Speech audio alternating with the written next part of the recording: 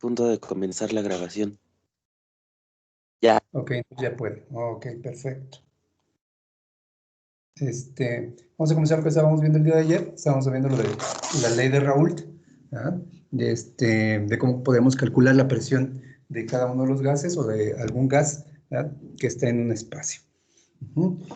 Hablábamos de Dalton, ¿verdad?, que también decía, ¿verdad?, que si tenía yo una mezcla de gases, estos gases no reaccionan entre sí, ¿verdad? Y entonces para poder calcular la presión total de esta mezcla de gases, pues decía Dalton que esa presión total de esa mezcla gaseosa es igual a la suma de las presiones parciales de los gases que componen a esta mezcla. Si es un gas, si hablamos de una mezcla, si son 2 gases, 3 gases, 4 o 5 gases, ¿verdad? Vamos a estar tomando como la presión parcial, cada presión parcial de cada dicho gas, presión 1 más presión 2 más presión N, ¿verdad?, número de gases que estén en dicha mezcla. Entonces estamos hablando de estas dos leyes, ¿sí? Si aplicamos estas dos leyes, ¿ya?, en su conjunto, pues vamos a ver que dice que la presión total va a ser igual, por ejemplo, si tuviera yo un solo gas más el vapor de agua, ¿verdad?, o la presión del vapor de agua, pues va a ser la presión de ese gas más la presión de vapor de agua, ¿verdad?, para poder tener la presión total de ese gas contenido en un sistema, ¿sale? Si en su defecto, ¿verdad?, conocemos la presión del vapor de agua y conocemos la presión total, que regularmente así es, ¿verdad?, tenemos dispositivos que se llaman manómetros, ¿verdad?, que en algún sistema me está midiendo la presión, ¿verdad?, esa presión va a ser la presión total del sistema, ¿sale? Si hay un gas disuelto ahí, también en mezcla, ¿verdad?, con el vapor de agua, ¿verdad?, y no conozco su presión, pues puedo conocer la presión del vapor de agua, a la presión que esté ese sistema y a la temperatura que esté. Me voy a lo que llamamos tablas de vapor, ¿verdad? Y en las tablas de vapor, pues obtengo a la temperatura que esté en mi sistema esa presión de vapor de agua, ¿sí? Una vez obtenido estas dos presiones, ¿verdad?, puedo obtener, a partir de esta ecuación, la presión del gas, ¿verdad?, que está presente en ese sistema, ¿verdad?, despejando esta presión del gas, dice, donde la presión de vapor es positiva, ¿verdad?, del lado izquierdo, lo paso del otro lado, que está sumando, pasa restando, ¿sí? Y entonces me queda que la presión del gas va a ser igual a la presión total menos la presión del vapor de agua, ¿sí?, a la temperatura a la que esté mi sistema. ¿Sí? Y es aquí así como puedo obtener esa presión que ejerce el gas, ¿verdad?, sobre el sistema, y dice aquí que esa presión es proporcional al número de moléculas presentes en el gas e independientemente de su naturaleza. Dice aquí es proporcional al número de moléculas presentes en el gas e independientemente de su naturaleza, de su forma química, ¿sale? Y entonces puede ser 1 mol de gas, ¿verdad?, número de partículas, 2 mol de gas, 3 moles de gas, 0.5 moles de gas, ¿verdad? Y entonces esa presión que ejerce ese gas en el sistema va a ser proporcional a esa cantidad de moléculas, ¿verdad?, a su peso molecular, ¿sí?, su masa molecular.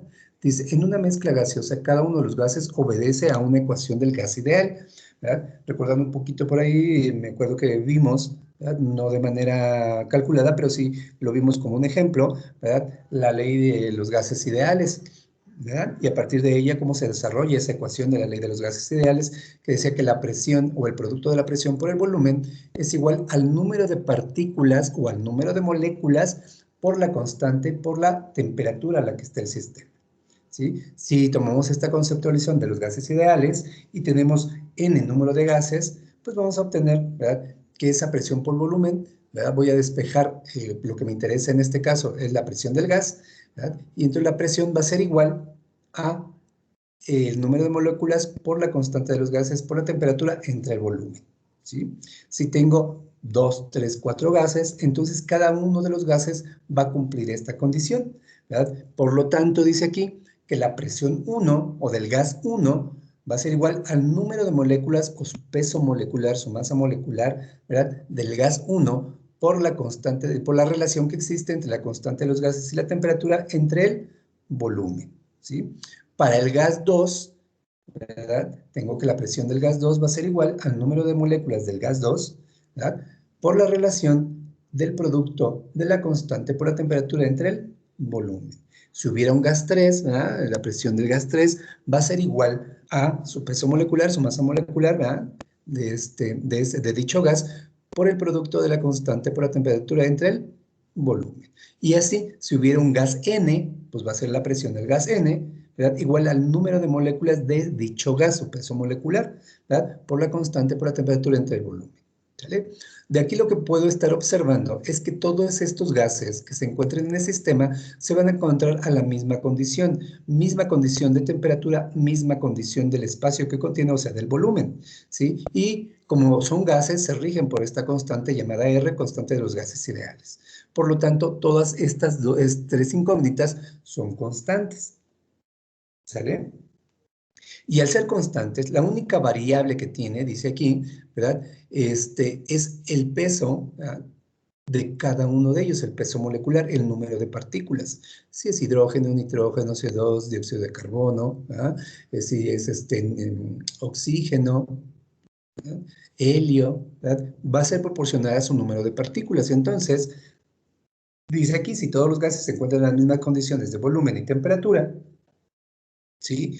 Tenemos que la presión total de esa mezcla de gases, en este caso son 3, que me está dando el ejemplo, va a ser igual al número de moléculas del gas 1 más el número de moléculas del gas 2 más el número de moléculas del gas 3, ¿sí? Por la constante a la temperatura que esté en el espacio que los contiene, RT entre V, ¿sale? Y así puedo obtener yo la presión total, ¿verdad? Que es lo que dice Dalton, la sumatoria de las presiones parciales me va a estar dando la presión total de mi mezcla de gases en un sistema, manteniendo la temperatura y el volumen, ¿verdad? Constantes. ¿Sale? Entonces, regularmente así es lo que se hace para poder obtener, ¿verdad? Esa presión total de mi sistema, si es que me están dando, por ejemplo, les digo que el peso molecular, ¿verdad? Me están dando la temperatura y el espacio que lo contiene, yo puedo calcular, ¿verdad? A partir de ello mi presión total. ¿Sale? Entonces, a partir de esta conceptualización, ¿verdad? Yo puedo estar calculando, ¿verdad? A partir de esto, el descenso, perdón, no les he proyectado la presentación, ¿verdad? No, profe, no está proyectado. Ok, para que se las proyecte. Bien, ¿sí? Eso es lo que estamos diciendo. Finalmente ustedes tienen la presentación, digo, a algunos a lo mejor se les dificulta, por eso lo estamos proyectando en la versión ayer, ¿sale? Entonces lo que venimos diciendo era que la presión total va a ser igual a la presión del gas más la presión de vapor, ¿sale? Si yo quiero la presión del gas, debo tener la presión total, que la puedo estar midiendo con los manómetros, ¿sí? Y obtener la presión del vapor de agua a la temperatura en la que esté mi sistema, y a partir de ello, pues despejo de esta ecuación la presión del gas y puedo obtener la presión de dicho, ¿sí? Si es una mezcla de gases, pues lo que tengo que estar observando, ¿verdad? Que obedezcan al principio de los gases ideales, y a partir de ellos, si las condiciones de temperatura y volumen son las mismas, ¿verdad? Yo puedo estar calculando esta presión total, ¿verdad? A partir de sus pesos moleculares, su masa molecular de cada uno de los gases, ¿sí? Manteniendo la temperatura y el volumen constantes, ¿sale? Para poder obtener la presión total de mi sistema. Estos son los principios a partir de los cuales yo puedo estar calculando, ¿verdad? Las presiones de vapor, ¿sale? Tanto Raúl como Dalton, ¿verdad? Ellos están caracterizando cómo poder medir la presión cuando hay un sistema gaseoso, ¿sí? A nosotros nos interesa porque finalmente estamos viendo cómo los solutos, ¿verdad? Me van a estar cambiando esas presiones, ¿sale? Y estoy hablando sobre todo de agua, del vapor de agua en este caso. Y entonces, a partir de estos solutos, ¿verdad? ¿Cómo influencia esa presión? Dice aquí, descenso de la presión de vapor, efecto de los solutos no electrolitos. ¿Verdad? ¿Qué quiere decir? ¿Verdad? Lo que investigaba Danton y Raúl decían que si eran electrolitos y que si eran volátiles, se alejaban de estos principios, ¿verdad? De estas leyes, ¿sí? Y si eran no volátiles y no electrolitos, entonces se acercaban más a lo que ellos estaban determinando. ¿Sale? Y entonces dice que un líquido puro posee una presión de vapor determinada, que depende solo del líquido en estudio y de la temperatura. ¿Sí? Lo que veníamos viendo, ¿verdad? Sobre todo el vapor de agua, ¿verdad? Decíamos que esa presión de vapor, una vez que yo le meto la fuente calorífica, que la presión del estado gaseoso, en este caso del agua, del estado de vapor, la presión del vapor que se ejerce sobre la presión del estado líquido se igualan, evapor o condensación, en ese momento hablábamos de presión de vapor, ¿sale? A cierta temperatura, y sobre todo estamos hablando de la temperatura de ebullición o la temperatura de saturación. Esta presión de vapor también es muy llamada la presión de saturación, ¿verdad? A cada presión de saturación le corresponde una temperatura de saturación, ¿sale? A cada presión de saturación le corresponde una temperatura en donde se inicia, ¿verdad? O donde se está llevando a cabo el cambio de fase. Si estoy hablando de un estado líquido a un estado vapor, en el caso del agua, o gas, ¿verdad? En el caso de otros compuestos, ¿sale? Dice que el valor de la presión de vapor del líquido puro se altera si agregamos al líquido, ¿verdad? O sea, al solvente, un soluto cualquiera, ¿verdad? Esto lo que me está diciendo es que si yo agrego algún tipo de soluto, ¿verdad? Alguna partícula, la presión de vapor se va a ver alterada o modificada, ¿verdad? Disminuyéndose esta, ¿sí? Con respecto a mi líquido puro, a la presión del vapor del líquido puro, ¿sí? Entonces me dice, por ejemplo, aquí dice 1, el soluto puede ser volátil, es decir, posee una presión de vapor mayor que el 1% de la presión de vapor del solvente a la misma temperatura, ¿sí? Bajo estas condiciones, de lo que decía Raúl y Dalton, ¿verdad? Nosotros podemos estar observando que la presión de vapor puede estar muy acercada o muy cercana a los valores calculados si yo agrego, y si es un soluto volátil, siempre y cuando la concentración sea muy baja. O sea, del 100%, el 1% sea de ello a la misma temperatura, ¿sí? Quiere decir que hay una mayor interacción molecular, ¿sí? Y entonces el agua, o mi fluido llamado agua, está impidiendo que este producto no volátil esté alterando la condición, ¿sale? Entonces sí es muy importante ver que a lo mejor si yo agrego productos volátiles, ¿sí? Sean concentraciones por ahí del 1%, ¿sale? Y a lo mejor sí va a cumplir mi condición. Si yo me excedo de esta concentración y empiezo a agregar más, pues entonces vamos a estarnos alejando cada vez más de los principios que estos dos científicos estudiaron a partir de las presiones, ¿sale? Dice, puede o no volátil, es decir, posee una presión de vapor menor que el 1% de la presión de vapor del solvente a la misma temperatura, ¿sí? Y entonces, lo que estamos observando, ¿verdad? Para observar un descenso muy marcado de la presión de vapor es que el producto sea no volátil como tal, ¿sale? Y no sea disociable en solución, ¿verdad? Que no sea electrolito, ¿sale? Y entonces vamos a ver cómo se acerca en los cálculos, ¿verdad? La presión de vapor calculada con respecto a la presión de vapor obtenida a partir de datos experimentales, ¿sale? Dice, en ambos casos la presión de vapor del solvente se modifica en relación al solvente puro. Pues obviamente, ¿verdad? Cuando yo les decía que si agregamos algún tipo de partículas a mi solvente puro, ¿verdad? A mi disolvente puro, se va a ver modificado en alguna propiedad, ¿verdad? Las partículas están buscando hidratarse, solvatarse, disociarse, dispersarse, ¿verdad? Dentro de mi solvente. Y entonces eso va a permitir, ¿verdad? Que haya cierto tipo de fuerzas moleculares que impidan la evaporación de mi disolvente, ¿sale? En el caso de los alimentos, pues en el caso es el agua, ¿sale? En otro tipo de descompuestos podemos encontrar alcohol, éter, metanol, cloroformo, ¿verdad? Que los puedo utilizar como disolventes. En vez de agua puedo utilizar este tipo de compuestos, pero tengo que ver la presión de vapor a la temperatura de ebullición, ¿verdad? Que estos compuestos se volatilizan.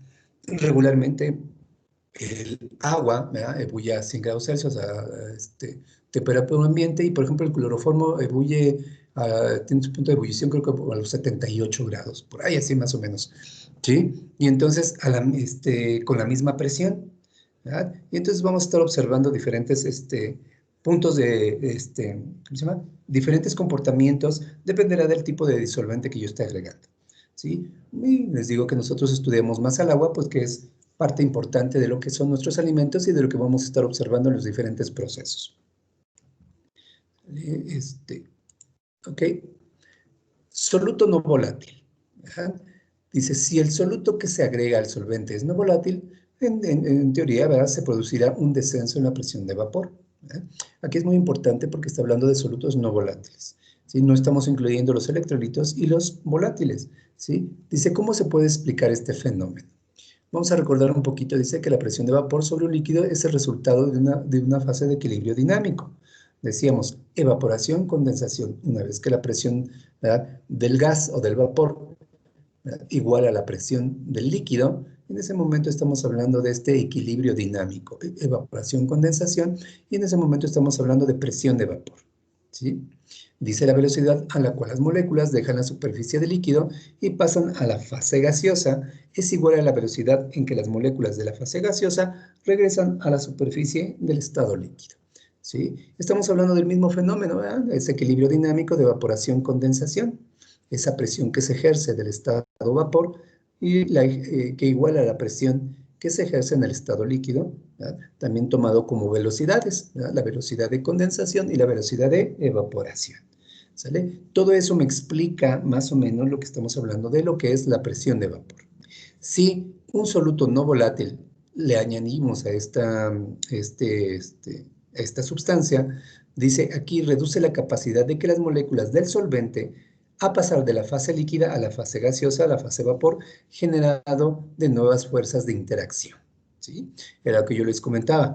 Si yo agrego alguna partícula, ¿verdad?, que sea no volátil, no electrolítica, ¿verdad?, lo que va a estar haciendo son algún tipo de fuerzas moleculares con mi disolvente, ¿verdad?, o fuerzas moleculares con el agua, sobre todo puentes de hidrógeno, lo que va a evitar, ¿verdad?, la capacidad del agua de pasar de su estado líquido a su estado gaseoso, ¿sale?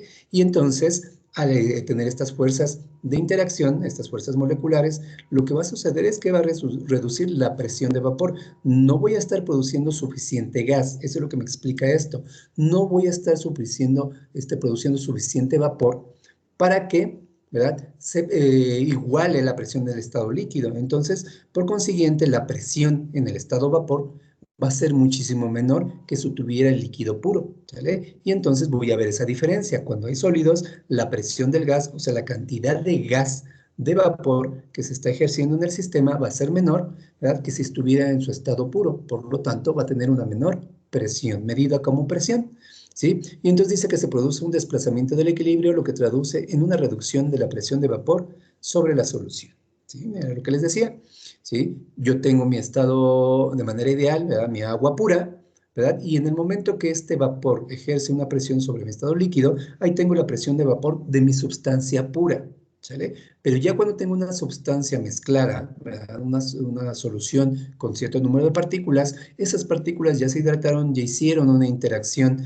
¿verdad?, tuvieron fuerzas de interacción con el agua, ¿sí? Y esas fuerzas de interacción son más fuertes, ¿verdad?, de tal manera que no se produce el suficiente vapor, ¿verdad?, para poder igualar la presión en el estado líquido. Por lo tanto, esa presión ejercida por esa cantidad de vapor va a ser muchísimo menor que cuando la tenía en estado líquido.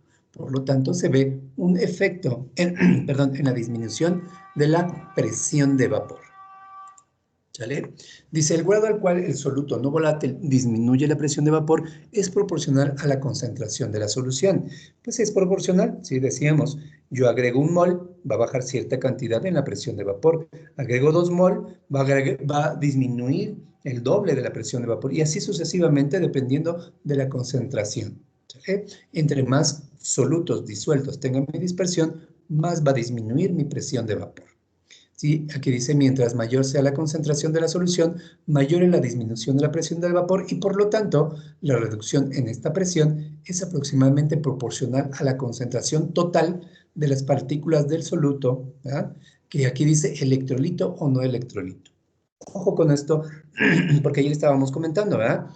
Aunque estamos observando que dice Raúl y dice Dalton que se alejan los electrolitos de estas leyes, ¿sí? Si agrego un electrolito, tengo que estar tomando en cuenta, ¿verdad?, si me está la presión de vapor, pues obviamente me la va a disminuir, ¿sí? Pero decíamos, si agrego un mol de alguna sal, ¿verdad?, cloruro de magnesio, por ejemplo, ¿verdad?, es un mol, pero ya en la solución, ¿verdad?, ya disociada, me va a estar va a estar formando por 2 mol, un mol de cloruro y un mol de magnesio, ¿sale? Y entonces debo tomar en cuenta que los electrolitos me van a reducir mucho más la presión de vapor que si fuera un no electrolito. Entonces ya tengo que tomarlo en cuenta de manera real, de manera en cuando yo lo esté ya procesando, ¿sale? Porque tienen el mismo efecto, sin embargo, no cumplen tal cual esas leyes, ¿sí? Porque se disocian y estas leyes no toman en cuenta, ¿verdad?, esas disociaciones. Ya cuando yo lo haga de manera experimental, entonces es cuando yo lo debo tomar en cuenta, ¿sí? Yo como científico, analista, laboratorista, yo debo estar tomando en cuenta esta disociación para tomar también en cuenta cuánto me va a disminuir la presión, ¿sale? Y dice, la expresión cuantitativa del descenso de la presión de vapor de las soluciones que contienen solutos no volátiles está dada por la ley de Raoult, ¿sí? En donde él dice que a una temperatura constante, el descenso de la presión de vapor es proporcional a la concentración de soluto presente en la solución, ¿vale?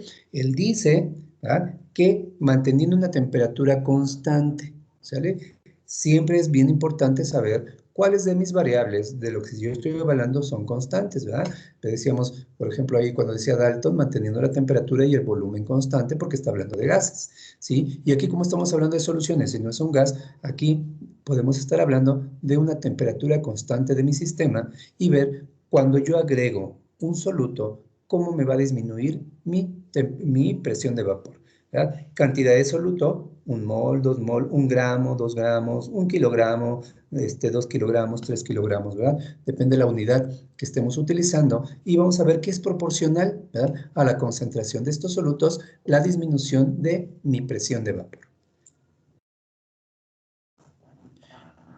Este principio, ¿verdad?, que habla Raoult, queda establecido por estas ecuaciones. Dice, por ejemplo, que la presión de vapor de la solución va a ser igual, ¿verdad?, a la fracción molar del solvente, ¿verdad?, a la cantidad de solvente que tenga esa solución, ¿verdad?, de agente dispersante, ¿sale?, por la presión de vapor del solvente puro, ¿sale? La presión de vapor de la solución, de esa solución que tiene cierta cantidad de solutos, va a ser igual a la presión del solvente puro por la fracción, ¿verdad?, de dicho solvente. Regularmente a mí lo que me interesa no es el solvente o la cantidad de solvente, más bien la mayor parte de los ejemplos que a veces resolvemos, me interesa la cantidad de solutos que yo agregué, ¿sale? Para lo cual, pues yo puedo calcular, dice aquí, que el cambio de la presión de vapor va a ser igual a la presión de vapor del solvente puro por la fracción molar del soluto, ¿sí? Y a partir de ello, ¿verdad?, yo puedo sustituir en la ecuación, ¿verdad?, y puedo obtener que esta diferencia de presiones va a ser igual a esta diferencia de presiones del disolvente puro con respecto a la presión del soluto, va a ser igual a la presión de vapor del solvente puro por la fracción del soluto, ¿sale? Ojo con esto, ahí ustedes en su formulario lo van a estar apuntando, ¿sí? Depende de lo que yo esté pidiendo o lo que el ejercicio, el ejemplo nos esté pidiendo, la ecuación que vamos a estar utilizando. De repente el ejercicio dice, bueno, pues yo quiero la fracción molar del solvente. Pues calculo XA, ¿verdad? Seguramente me están dando todas las demás presiones y me están dando la otra parte de la fracción, muy probablemente, entonces despejo ahí XA, ¿verdad?, a partir de estas ecuaciones. O bien si me piden la fracción molar del soluto, ¿verdad?, pues obviamente es XB. O si me piden el cambio en la presión de vapor debido a la concentración de solutos, pues utilizo, ¿verdad?, si yo tengo la presión de vapor a esa temperatura, ¿verdad?, tengo la presión de mi disolvente puro y me están dando la presión, ¿verdad?, del sistema, del soluto, ya una vez teniendo las soluciones, ¿verdad?, yo puedo estar calculando, ¿sí?, la fracción o la presión de vapor. Depende de los datos que me están dando. Son las ecuaciones que voy a estar utilizando y los despejes que voy a estar realizando en el cálculo, ¿sale? Sin embargo, pues ahí lo que estamos viendo es que aplican el principio, ¿verdad?, tanto Raoult como Dalton, ¿verdad?, en este tipo de ecuaciones para calcular el cambio, ¿verdad?, la caída de presión de mi solución cuando le agrego, ¿verdad?, de solutos a mi disolvente puro. Ojo, cuando yo estoy haciendo un cálculo, recuerden que si estoy diciendo que cuando agrego solutos la presión de vapor va a disminuir, ¿sí?, entonces el valor de la presión de vapor del disolvente puro debe ser mayor a la presión de vapor de la solución. Si mi presión de vapor de la solución me resulta en los cálculos mayor, algo hice mal, ¿sí? Si esa presión me resulta mayor que la presión del disolvente puro, pues algo hice mal, ¿cierto? Y entonces tengo que recalcular, ver en qué momento, en algún datito, en algún punto, ¿verdad?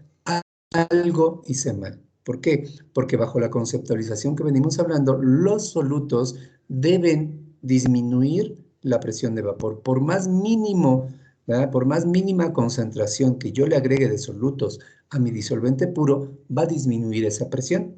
Entonces, por lo tanto, ustedes cuando hagan su cálculo, en automático, si ustedes ven que esa presión de vapor de la solución es mayor mínimamente, por lo que ustedes quieran, que la presión de vapor del disolvente puro, ¿sí?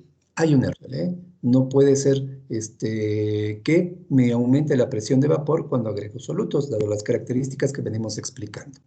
¿Sale? Entonces, es bien importante que chequen sus datos y que digan, híjole, algo, cuando estén, antes de seguir calculando, ¿verdad?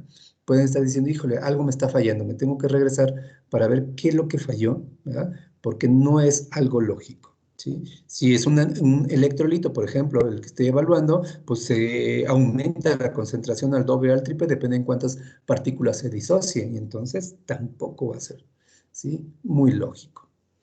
¿Sí? Dice aquí las soluciones que obedecen a la ley de Raoul se denominan soluciones ideales. Las soluciones que obedecen a esta ley se denominan soluciones ideales. ¿Sí? Y estas soluciones que se acercan a este comportamiento es porque tienen una concentración baja de solutos disueltos en ella. ¿Sale? Y entonces los pesos moleculares, ¿ah? Tanto del soluto como del disolvente son muy parecidos. ¿Sí? Tanto en tamaño de moléculas como en el tipo de fuerzas de atracción, ¿verdad? Dice aquí intermolecular entre ellas. ¿Qué quiere decir? ¿Verdad? Que entre más diluida esté mi solución, más va a cumplir con esta ley, más se va a acercar al cálculo matemático que hace esta ley. Si yo calculo, por ejemplo, que la presión es de, no sé, 0.9 atmósferas, ¿verdad? En el cálculo matemático, en el cálculo experimental va a estar muy cercano al 0.9 atmósferas. Sin embargo, la concentración podemos estar diciendo que tiene una concentración de solutos a lo mejor del 0.001 molar, ¿sí? Y entonces son concentraciones muy bajas, ¿sí? Entre más concentración, entre más solutos yo le meta a mi disolvente, ¿verdad? A esa solución, ¿sí? Más se va a alejar de esta ley. ¿Sí? Por ejemplo, yo puedo tener un cálculo matemático con la ley de Raoul de 0.5, no sé, 0.75 atmósferas, ¿sí? De presión de la solución, y cuando llega el cálculo, ¿verdad? Real, a lo mejor puede ser que no sea un 0.75, puede ser que sea un 0.78 o un 0.8 o bien un 0.7, dependerá del tipo de partículas. Entonces, entre más concentrada sea mi solución, más nos vamos a alejar de una solución ideal. ¿Sí? Y sobre todo en los alimentos, recuerden que los alimentos no están constituidos por solo una partícula determinada muy característica, ¿verdad? Tenemos proteínas, tenemos vitaminas, tenemos carbohidratos, tenemos grasas, ¿verdad? Tenemos elementos como antioxidantes, ¿verdad? Y pues obviamente lo que les distribuye pues es el agua, ¿verdad? La que lo está constituyendo, está formando el alimento. Entonces en los alimentos nos alejamos muchísimo más de esta solución ideal, ¿sale? Pero finalmente estamos observando, digo, no quiere decir que no cumplamos con este tipo de principios, porque también cuando estamos analizando alimentos nosotros preparamos soluciones, ¿ya? Soluciones de hidróxido de sodio, soluciones de ácido clorhídrico, o algún tipo de soluciones más ideales, de alguna manera, que tienen algún tipo de partícula, a partir de, recuerden que dicen, es que tienes que utilizar agua destilada, ¿sale? Entonces se destila el agua, se eliminan muchas de las partículas, si es bidestilada, tridestilada, ¿verdad? Entre más destilaciones le haga yo al agua, pues más pura la voy a estar obteniendo, ¿verdad? Para preparar algún tipo de solución que sea grado reactivo, grado laboratorio, ¿sale? Entonces, en esas pruebas que llegamos a hacer regularmente. Para extrapolar algunas de ellas, algunas de estas soluciones es para evaluar los alimentos y algunas otras para extrapolarlo, ¿verdad? Hacia los procesos, ¿sí? Dice, las soluciones no son ideales, por lo tanto no obedecen a esta ley con exactitud. Estas soluciones se denominan soluciones reales, ¿sí? Por eso hablábamos de disolución, solución, suspensión, soluciones verdaderas, soluciones no verdaderas, ¿verdad? Las soluciones verdaderas son las soluciones ideales y las soluciones no verdaderas las denominamos como soluciones reales, ¿sale? Y entonces dice, podemos tener dos casos, ¿verdad? Para que aplican esta ley. Dice, caso 1, la presión de vapor experimental es mayor a la calculada por medio de la ley de Raoul, ¿sí? Que era lo que yo les decía, ¿verdad? La presión de vapor, ¿verdad?, es mayor. Resultó que cuando yo calculé la ley de Raoul por el medio matemático, ¿verdad?, por este medio, me dio un valor. Y ya de manera experimental, ¿verdad?, lo que sucedió fue que me dio arriba de la calculada. ¿Sale? Y dice, esto ocurre cuando las fuerzas intermoleculares soluto-solvente son muy débiles que las existentes entre el solvente y solvente.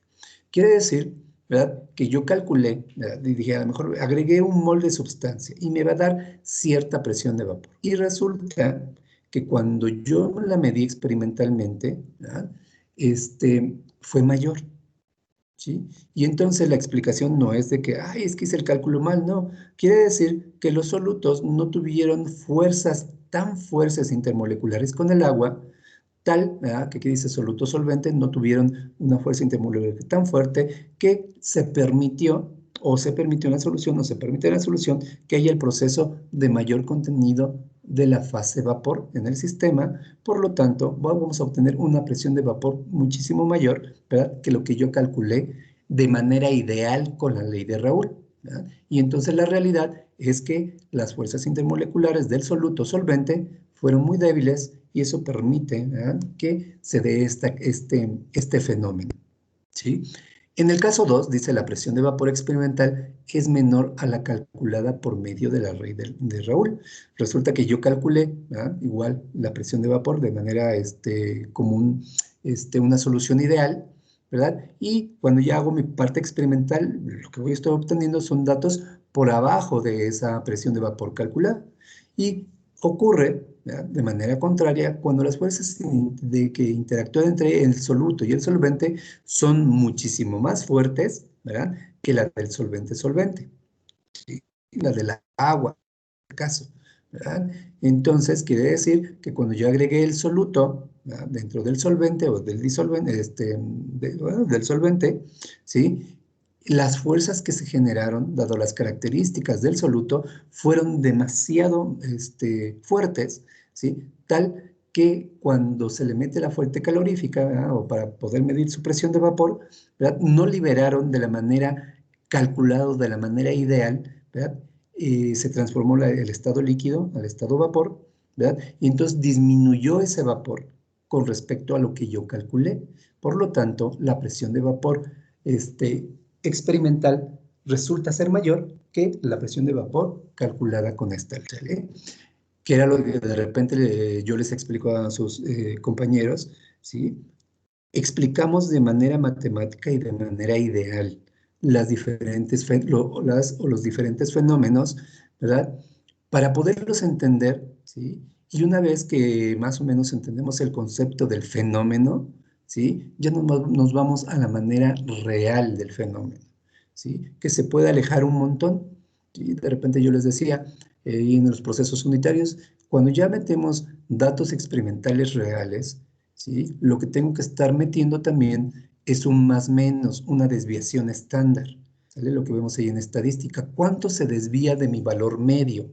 ¿Sí? El valor que yo estoy obteniendo. En este caso pasa lo mismo. Sí, dígame, Cristian. Entonces, ¿se podría decir que tenemos que tener en consideración un margen de error? Así es. De manera real, ¿verdad?, las soluciones reales, ¿sí?, las soluciones que obedecen a las diferentes leyes, ¿verdad?, que las rigen, es un más que mero cálculo, es un cálculo matemático. Es como cuando decimos 2 por 2 es 4. ¿Alguien me puede decir algo distinto? ¿Verdad? Es una ciencia exacta. Siempre que yo pregunto 2 por 2, todos me van a responder que es 4 y en cualquier momento del espacio-tiempo, ¿verdad? Sin embargo, cuando ya le meto fenómenos, biológicos, fenómenos ambientales y demás, esos valores van a tener una explicación, ¿verdad? Como en este caso, ¿verdad? Ese rango de error. Ese rango de error, obviamente, viene primero por la composición química, ¿verdad? La forma química que tienen mis solutos y cómo se comportan dentro de un disolvente o de un solvente, ¿verdad? Entonces hablamos de no volátiles, no electrolíticos y luego hablamos y electrolitos, ¿verdad? Para poder explicar por qué cumplen unos sí y otros no. Sin embargo, en los alimentos vamos a encontrar productos no volátiles y productos volátiles mezclados. Y vamos a encontrar solutos, ¿verdad? No electrolitos y solutos electrolitos. Y están mezclados. Y entonces, cuando ya tengo una mezcla de todo ello llamado alimentos, tengo que explicar el comportamiento bajo este principio de idealización y entonces estar observando cuál sí y cuál no va a cumplir y cuál me está dando un fenómeno más marcado y cuál no, ¿sí? Y como dice Cristian, pues debo manejar un grado de error, ¿sí? Ahí en la estadística ustedes lo pueden observar. Creo que ya llevaron estadística o están llevando, no me acuerdo. ¿Están llevando o ya llevaron? Estadística ya llevamos. Ok, bueno, ok, entonces, porque van a llevar otra estadística, creo, ¿verdad? Pero ahorita ya llevaron la estadística básica, ¿sale? Entonces la estadística me explica mucho de estos fenómenos también. Una vez que yo obtengo un dato, ¿verdad? Bajo este principio, yo tengo que ver, ¿verdad? Si se desvía hacia la izquierda, se desvía a la derecha, ¿verdad? Si es bimodal, es trimodal, ¿verdad? Esa curva gaussiana, ¿verdad? ¿Qué alfa voy a utilizar? .05, .01, que es más preciso, depende del sistema que yo esté evaluando, y este comportamiento me va a estar dando una media, una moda, una desviación estándar, ¿verdad? Y con base en esos valores, yo puedo estar explicando mis fenómenos, qué tanto me voy a alejar del valor ideal, qué tanto permito yo que mi proceso, ¿verdad? Esté por arriba o esté por abajo de mi valor, ¿sí? Entonces la estadística me explica mucho de esto. ¿Cuántos valores debo estar tomando, ¿verdad? Para decir que mi proceso está estable. Puedo tomar 3 valores, ¿verdad? Y entonces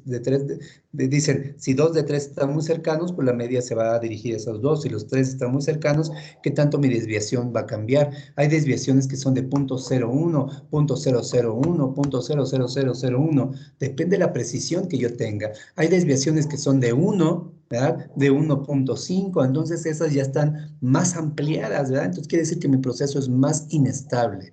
Entre más pequeña sea mi desviación estándar, quiere decir que mi proceso es estable o más estable se acerca a la idealidad, ¿sí? Entre más grande sea mi desviación estándar, más es mi proceso inestable, más lejano de la idealidad va a ser. Y como dice Cristian, yo tengo que tener un margen de error para poder explicar los fenómenos, que es lo que estamos explicando. Aquí dice caso 1, caso 2. Estamos hablando de que qué pasa si yo calculé un experimental y me da un dato por arriba de, qué pasa si yo calculé algo y me da un dato por abajo de, ¿sí? ¿Dónde lo estoy permitiendo?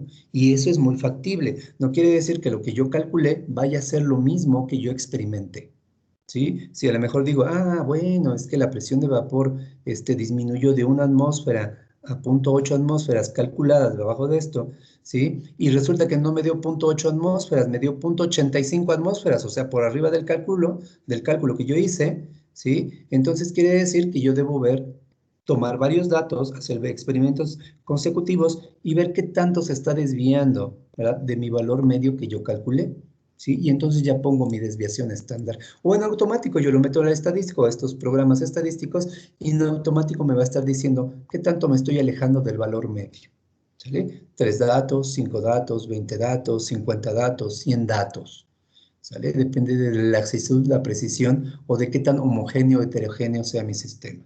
¿Sale? Pero sí, realmente eso es lo que se hace. Por ejemplo, yo cuando califico, ¿sí? Si dejo preguntas, o sea, por ejemplo, no sé, les hago una pregunta y tiene 3 incisos y dice subraye la respuesta correcta y los 3 incisos son correctos, por ejemplo, ¿verdad? Que diga, pregunta 1, inciso A, inciso B, inciso C. Y yo le pongo los 3 incisos, dice, y subraya la respuesta correcta. ¿sí? Y si los 3 incisos son correctos, ustedes deberían estar subrayando 3 incisos, ¿sí? Pero de repente alguien dice, híjole, yo le dudé pero el A y el B yo creo que están bien, y subraya 2 y deja 1. Entonces ya hay una desviación. A lo mejor alguien dice, A y C es correcto, B estoy en duda, entonces seguramente es incorrecto, entonces también hay una desviación. O hay quien dice, alguna de las 3 es correcta, y dice, de Tin María, dame puntería, no sé, y subraya 1, y deja otros 2, los otros 2 sin subrayar. Entonces también eso permite esa desviación estándar, que de repente dicen, híjole, si yo contesté todas las preguntas y creo que las contesté bien, ¿dónde estuvo mi error? ¿Sí? Pues el error está en que los sistemas, ¿verdad?, en automático les dan una puntuación. Ah, contestó las 3 correctas, 100%. Contestó 2, tanto por ciento. Contestó 1, tanto por ciento. ¿Sale? Y entonces se empieza a ver esa desviación estándar, ¿verdad? En el momento a veces que uno va calificando, ¿no?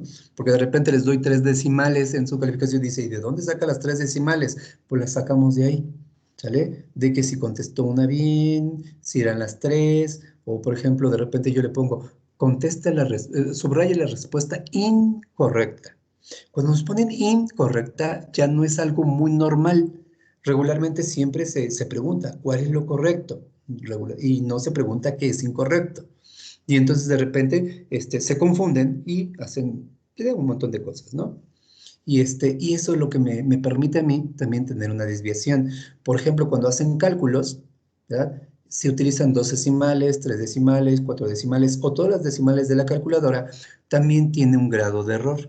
¿Sí? Entre más decimales, en teoría dice, entre más decimales se utilice, más preciso debe ser dado el valor, ¿verdad?, final, más cercano a la media debo estar, ¿sale? Entre menos decimales, pues más alejado estoy. Por eso de repente digo, bueno, si me va a dar su valor, dice que van a ser 0.85 atmósferas, ¿sí? Y alguien me da un 0.83 y alguien me da un 0.87, entonces yo veo mi más menos, ¿verdad?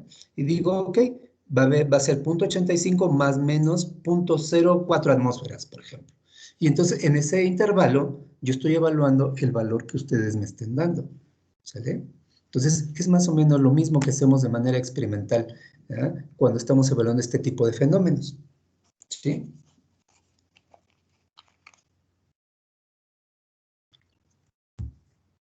Ojalá que haya quedado un poquito más claro, ¿sale? Entonces deben observar perfectamente bien, ¿verdad?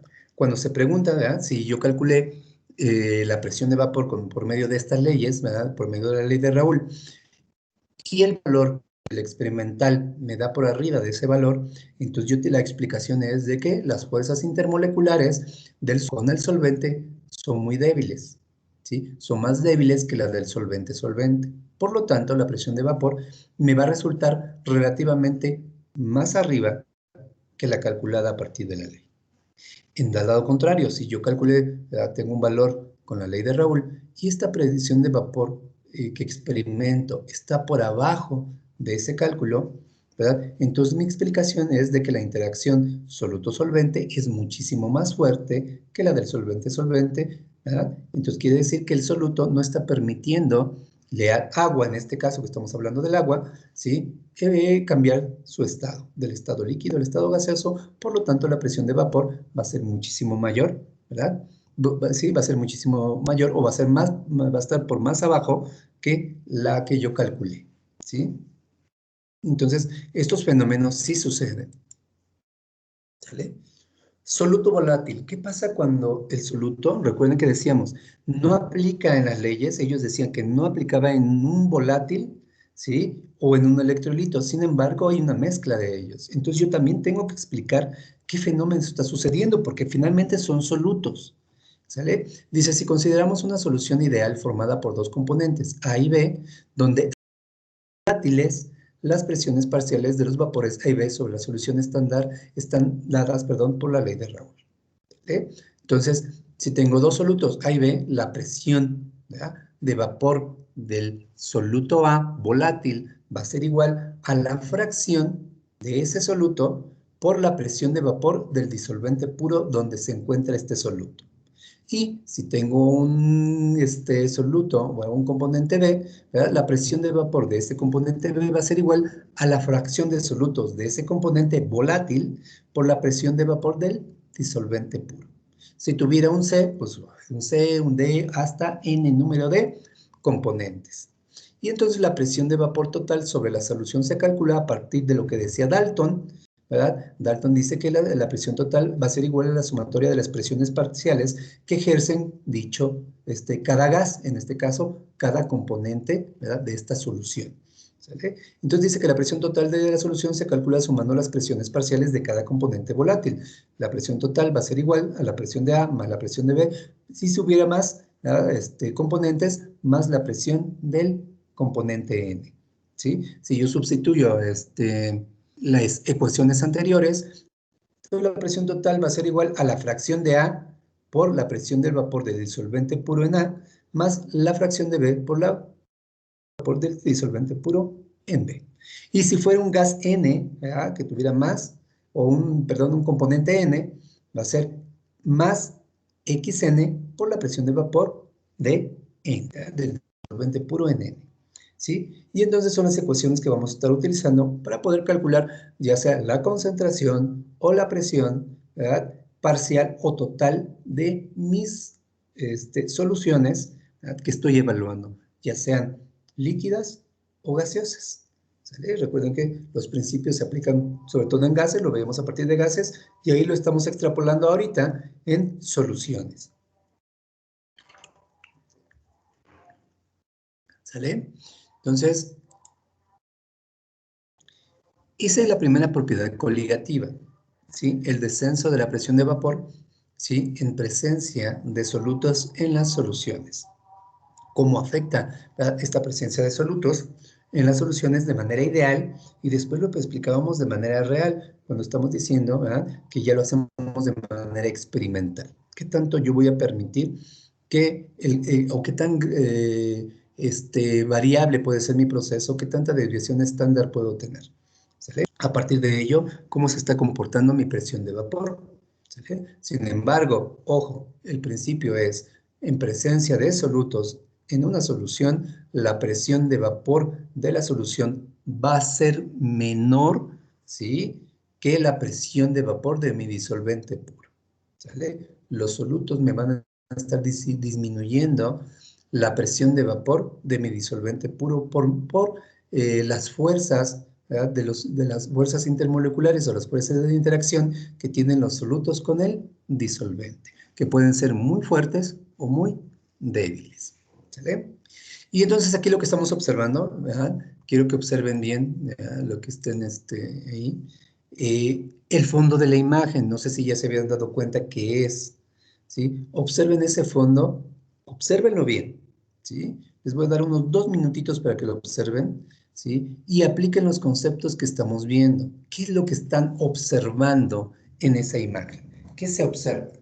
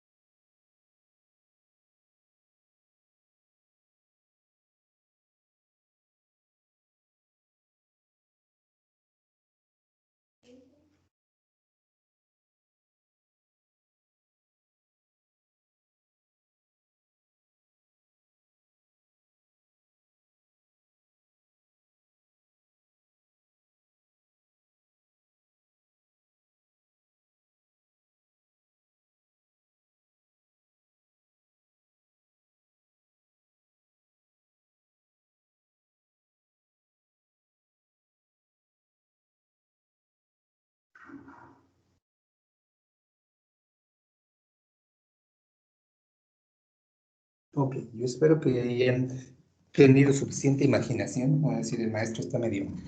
¿Ah? ¿Alguien me puede decir qué observa?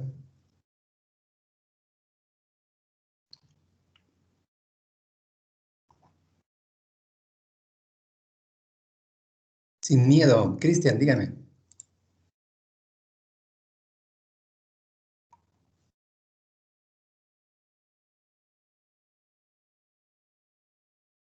¿Qué observa, Cristian? Perdón, es que no activé mi micrófono. Pues yo veo una gota de agua cayendo en un vaso. Dice Cristian que él ve una gota de agua cayendo en un vaso. Sí, esto es lo que ve Cristian, ojo. ¿Sí? ¿Alguien ve otra cosa? Profe, yo le veo forma como de fresa. Dice María Teresa que tiene hambre y ella imagina que es una fresa. Es una fresa, dice María. ¿Alguien observa otra cosa?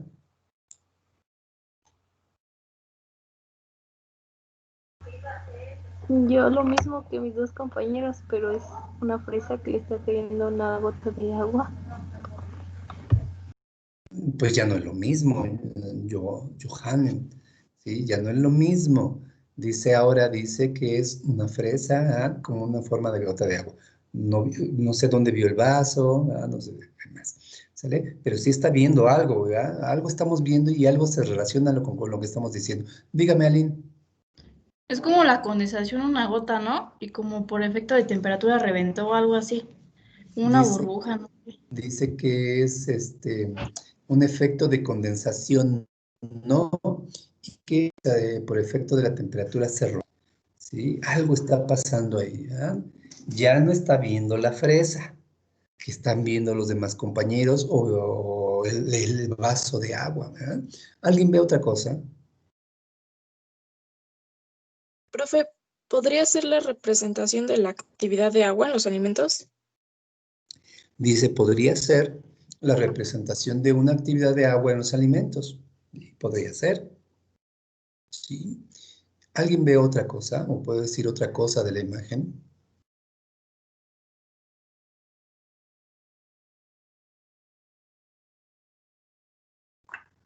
Sin miedo, hablen, los que no han hablado, o escríbanlo.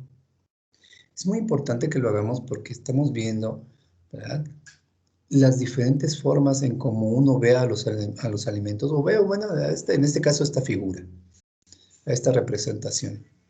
¿Qué es lo que percibo de? Ya está tu clase, Luna.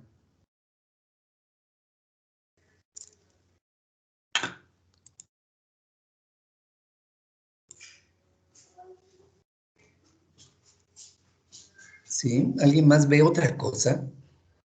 Si igual y ven otra cosa, ¿sí? No importa. La verdad es que nuestros ojos, ¿verdad?, nuestra percepción es muy distinta. Ahorita vemos 27 y conmigo 28, somos 29 los que estamos. ¿Sale? No creo que los demás vean lo mismo. A lo mejor lo puede ser similar, pero no es lo mismo.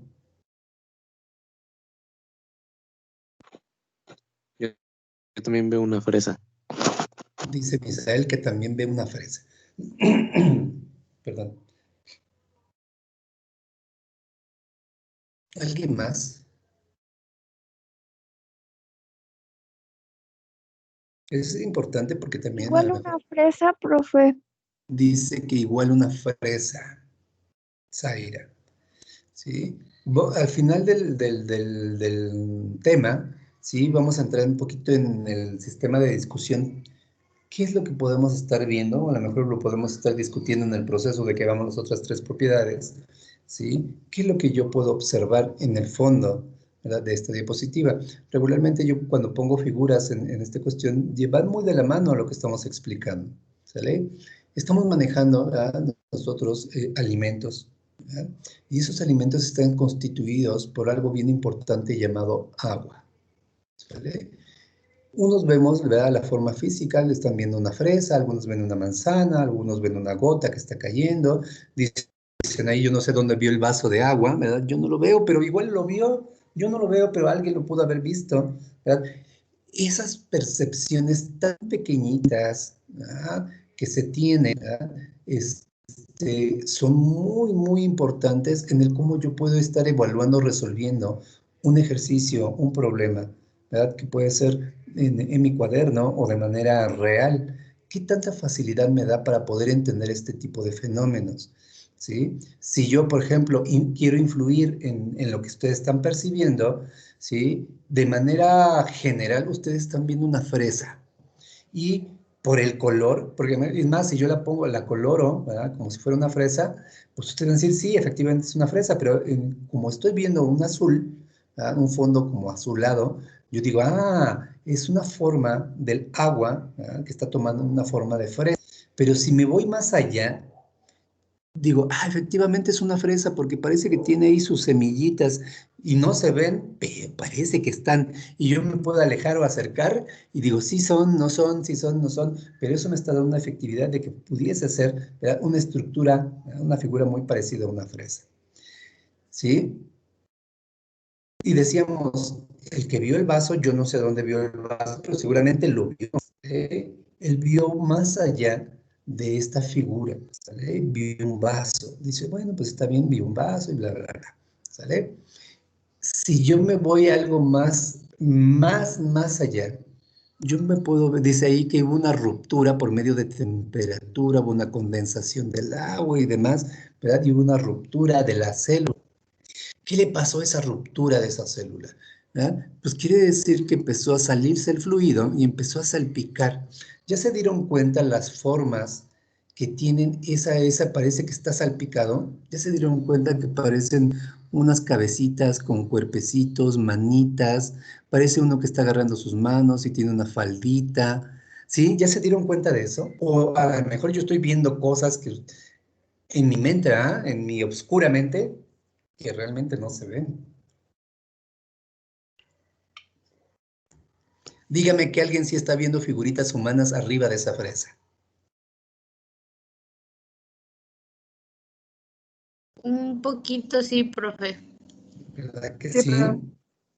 Entonces, les digo que dependerá el cómo yo esté utilizando todos mis conceptos para poder entender un fenómeno. ¿Sale? Yo parto de mis conceptos básicos para mí a conceptos más, un poquito más complicados, ¿verdad? Para poder entender este tipo de fenómenos. ¿Qué quiere decir aquí entonces?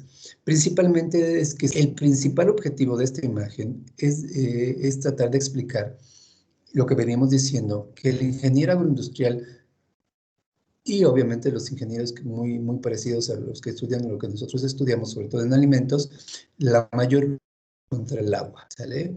No quiere decir que el agua sea dañina. En algunos procesos me favorece el agua y en en otro tipo de procesos el agua es un factor muy importante contra el cual voy a estar luchando, sobre todo cuando hablamos de vidas de anaquel. Cuando hay una alta, decía una de sus compañeras, una alta actividad de agua, los procesos de oxidorreducción se van a ver muy favorecidos. La proteólisis, la lipólisis, la glicólisis, esos procesos de enranciamiento que se dan mediante estos procesos.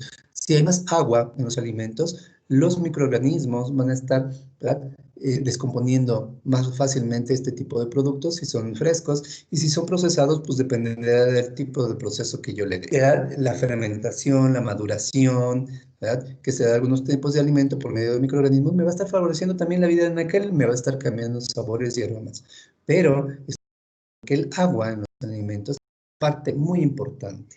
¿Sale? Ustedes se van a dar cuenta que la mayor parte de los profesores indirectamente, ¿ah? Depende del tipo de materia, estamos hablando del agua, ¿sí? De cómo contrarrestar ese fenómeno llamado agua para que yo pueda alargar, ¿verdad? La vida en aquel, sobre todo los alimentos que estoy procesando o alimentos frescos. ¿Sí?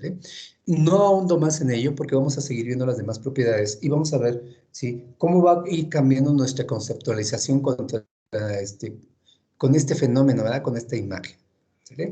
La siguiente propiedad coligativa que vamos a estar estudiando se llama punto de ebullición, aumento. ¿Sí? Las coligativas de manera general, ¿sí? Se van a ver afectadas cuando agregamos solutos. Entre más solutos agregue, más se va a ver modificada esta propiedad. ¿Sí? Que hablábamos de presión de vapor, entre más solutos agregue, más va a disminuir mi presión de vapor. ¿Sí? ¿Alguien me puede decir qué es la ebullición?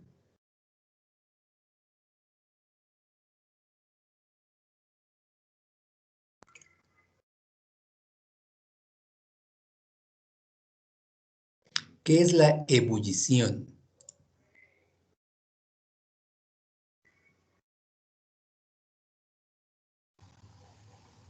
Pues es cuando se pasa del estado líquido al estado gaseoso, ¿no?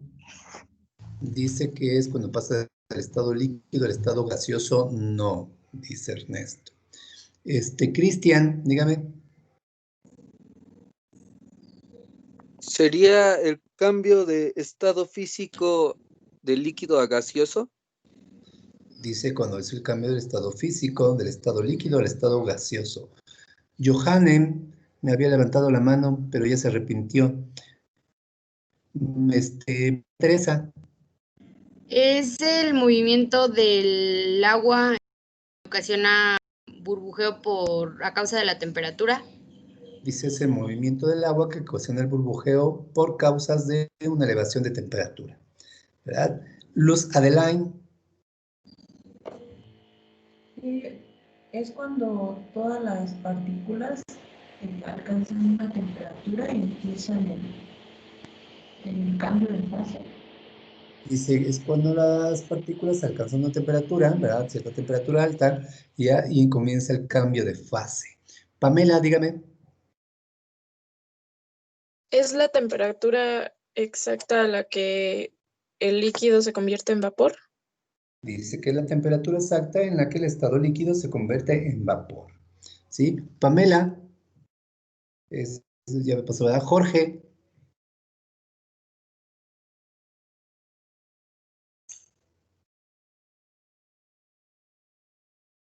Jorge, no lo oímos.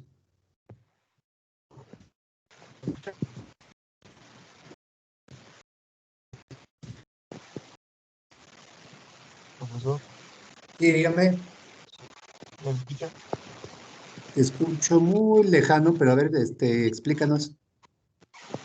Es la alteración de las partículas al aumentar la temperatura. Lo que alcancé a ver dice que es la alteración que surge en las partículas, ¿verdad? Al meterle una temperatura, ¿verdad? Una elevación de la temperatura para cambiar su fase. Algo así alcancé medio a entender. ¿Vale? Jorge.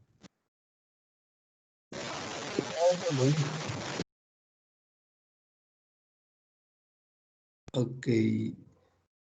¿No? Cristian. ¿Podría referirse al movimiento de los átomos en su separación? Como si estos que al elevarse la temperatura se estuvieran separando más por las fuerzas iónicas. Bueno. Ciertamente los átomos, ¿verdad? Dice ahí las fuerzas iónicas y demás, ¿verdad?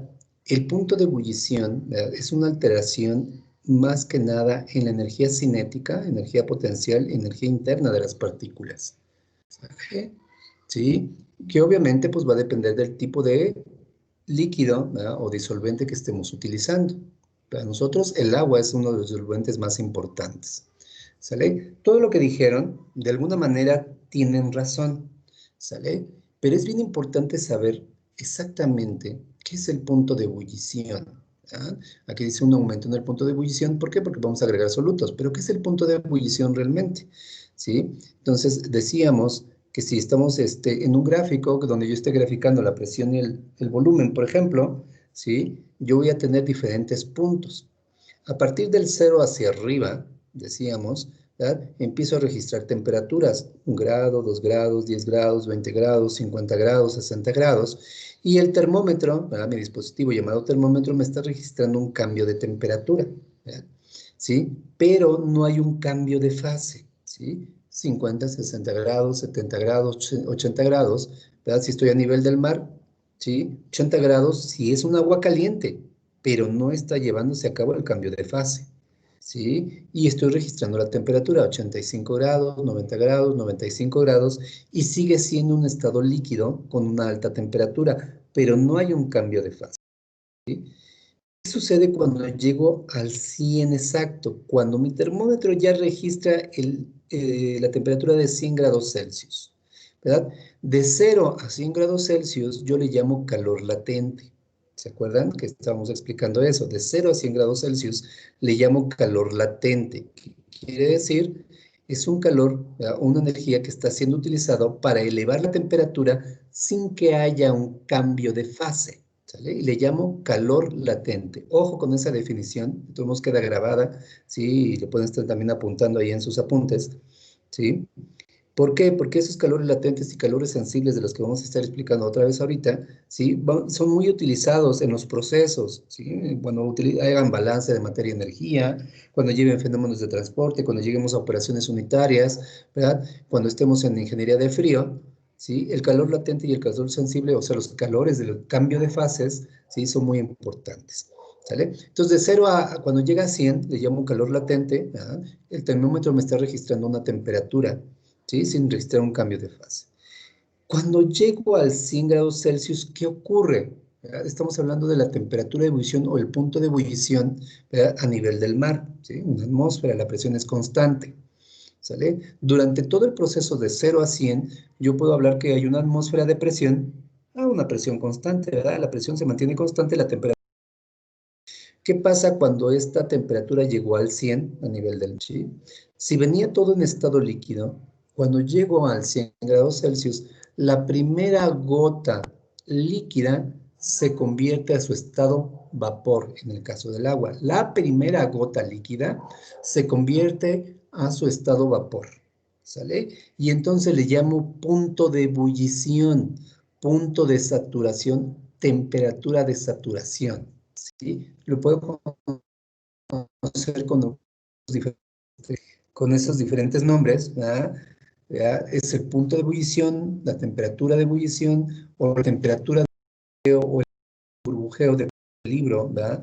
O la referencia que íbamos a estar leyendo. Cuando hablen de esos diferentes sinónimos, ¿verdad? En ese punto, pues estamos hablando que la primera gota en estado líquido se convirtió en su estado gaseoso, si fuera otro disolvente distinto al agua, y si es agua en estado vapor, ¿verdad? Que es su forma gaseosa del agua, ¿sale? Entonces llega el punto de ebullición. ¿Ustedes se dan cuenta cuando esa primera gota se convierte en gas o en vapor? ¿Ustedes se dan cuenta? No.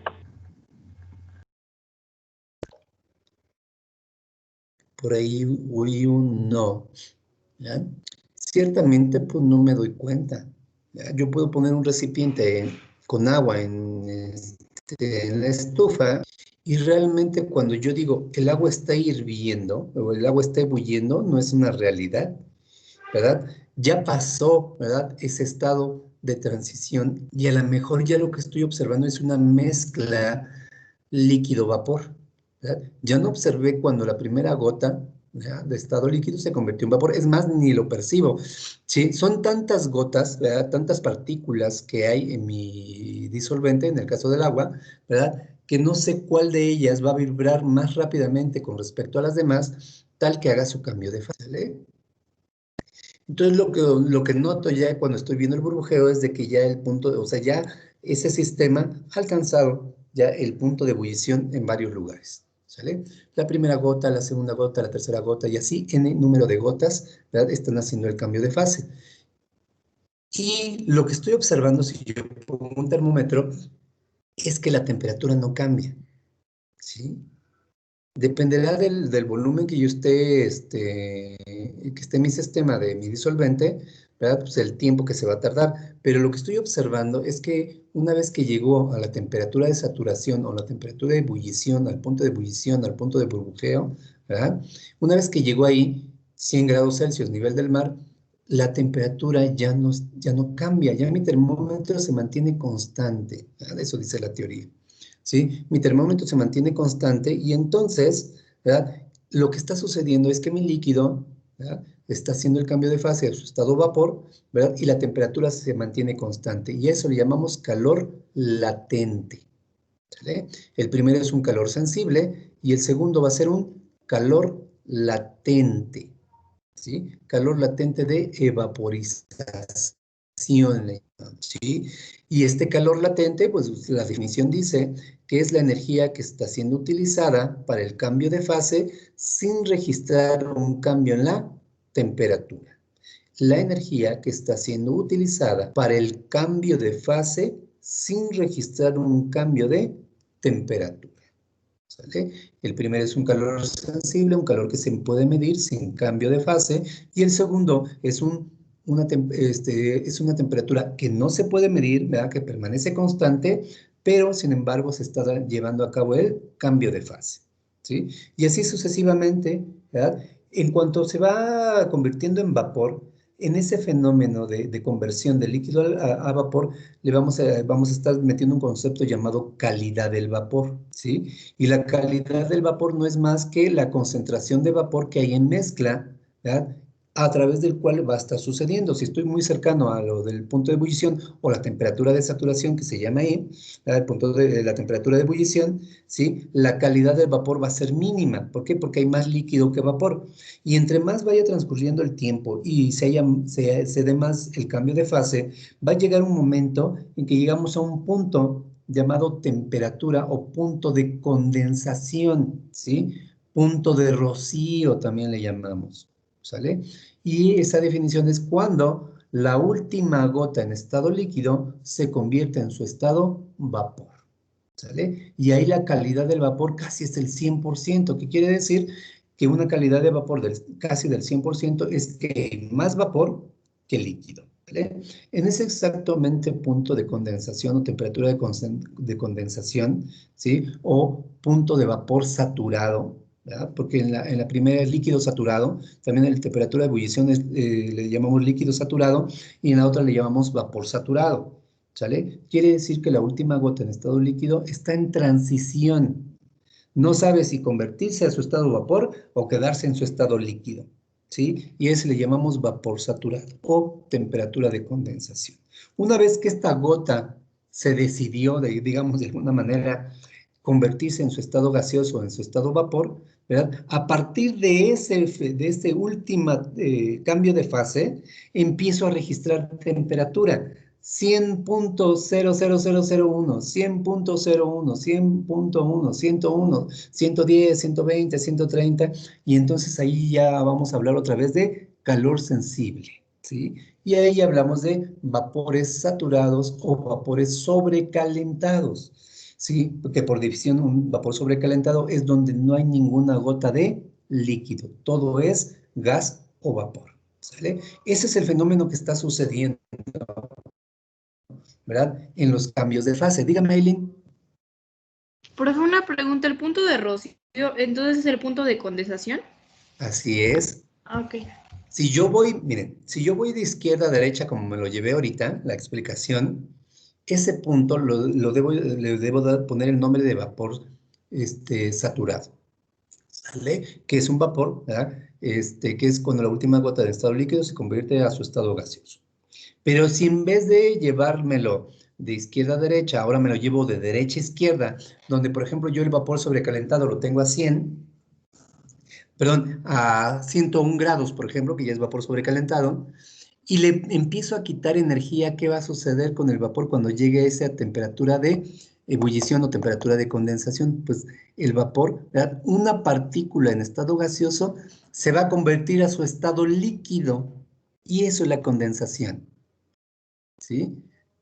La temperatura de rocío, ¿verdad? O el punto de rocío. Cayó rocío, no es que se haya caído la pobrecita, sino que, ¿verdad? En el fenómeno, un mal chiste de ingenieros, sí, en el fenómeno, lo que está sucediendo, ¿verdad? Que es el vapor de agua que hay en la atmósfera, ¿verdad? Por ese cambio de temperatura, disminución en el cambio de temperatura, ¿verdad? A la misma presión, lo que va a estar haciendo es el cambio de fase del estado vapor al estado líquido. Y entonces lo que voy a estar observando es el punto de condensación del agua, ¿sí? Ahora voy de derecha a izquierda, ¿sí? Por eso le llamamos punto de rocío, ¿verdad? O temperatura de rocío, o punto de condensación, o punto de vapores saturados, ¿sí? Que tienen diferentes conceptualizaciones. Yo creo que terminando a lo mejor lo que este tema, ¿sí? Les voy a dar ese tema de cambios de fase, que sería muy interesante, para que podamos entender un poquito más qué está sucediendo cuando estamos hablando de estas propiedades coligativas. O sea, a lo mejor nos va a llevar una clase, pero sería muy importante que lo aprendiéramos. ¿Sale? Yo espero más o menos se haya entendido esa conceptualización. ¿Sale? Y pues obviamente el punto de ebullición es cuando yo les decía eso, ¿verdad?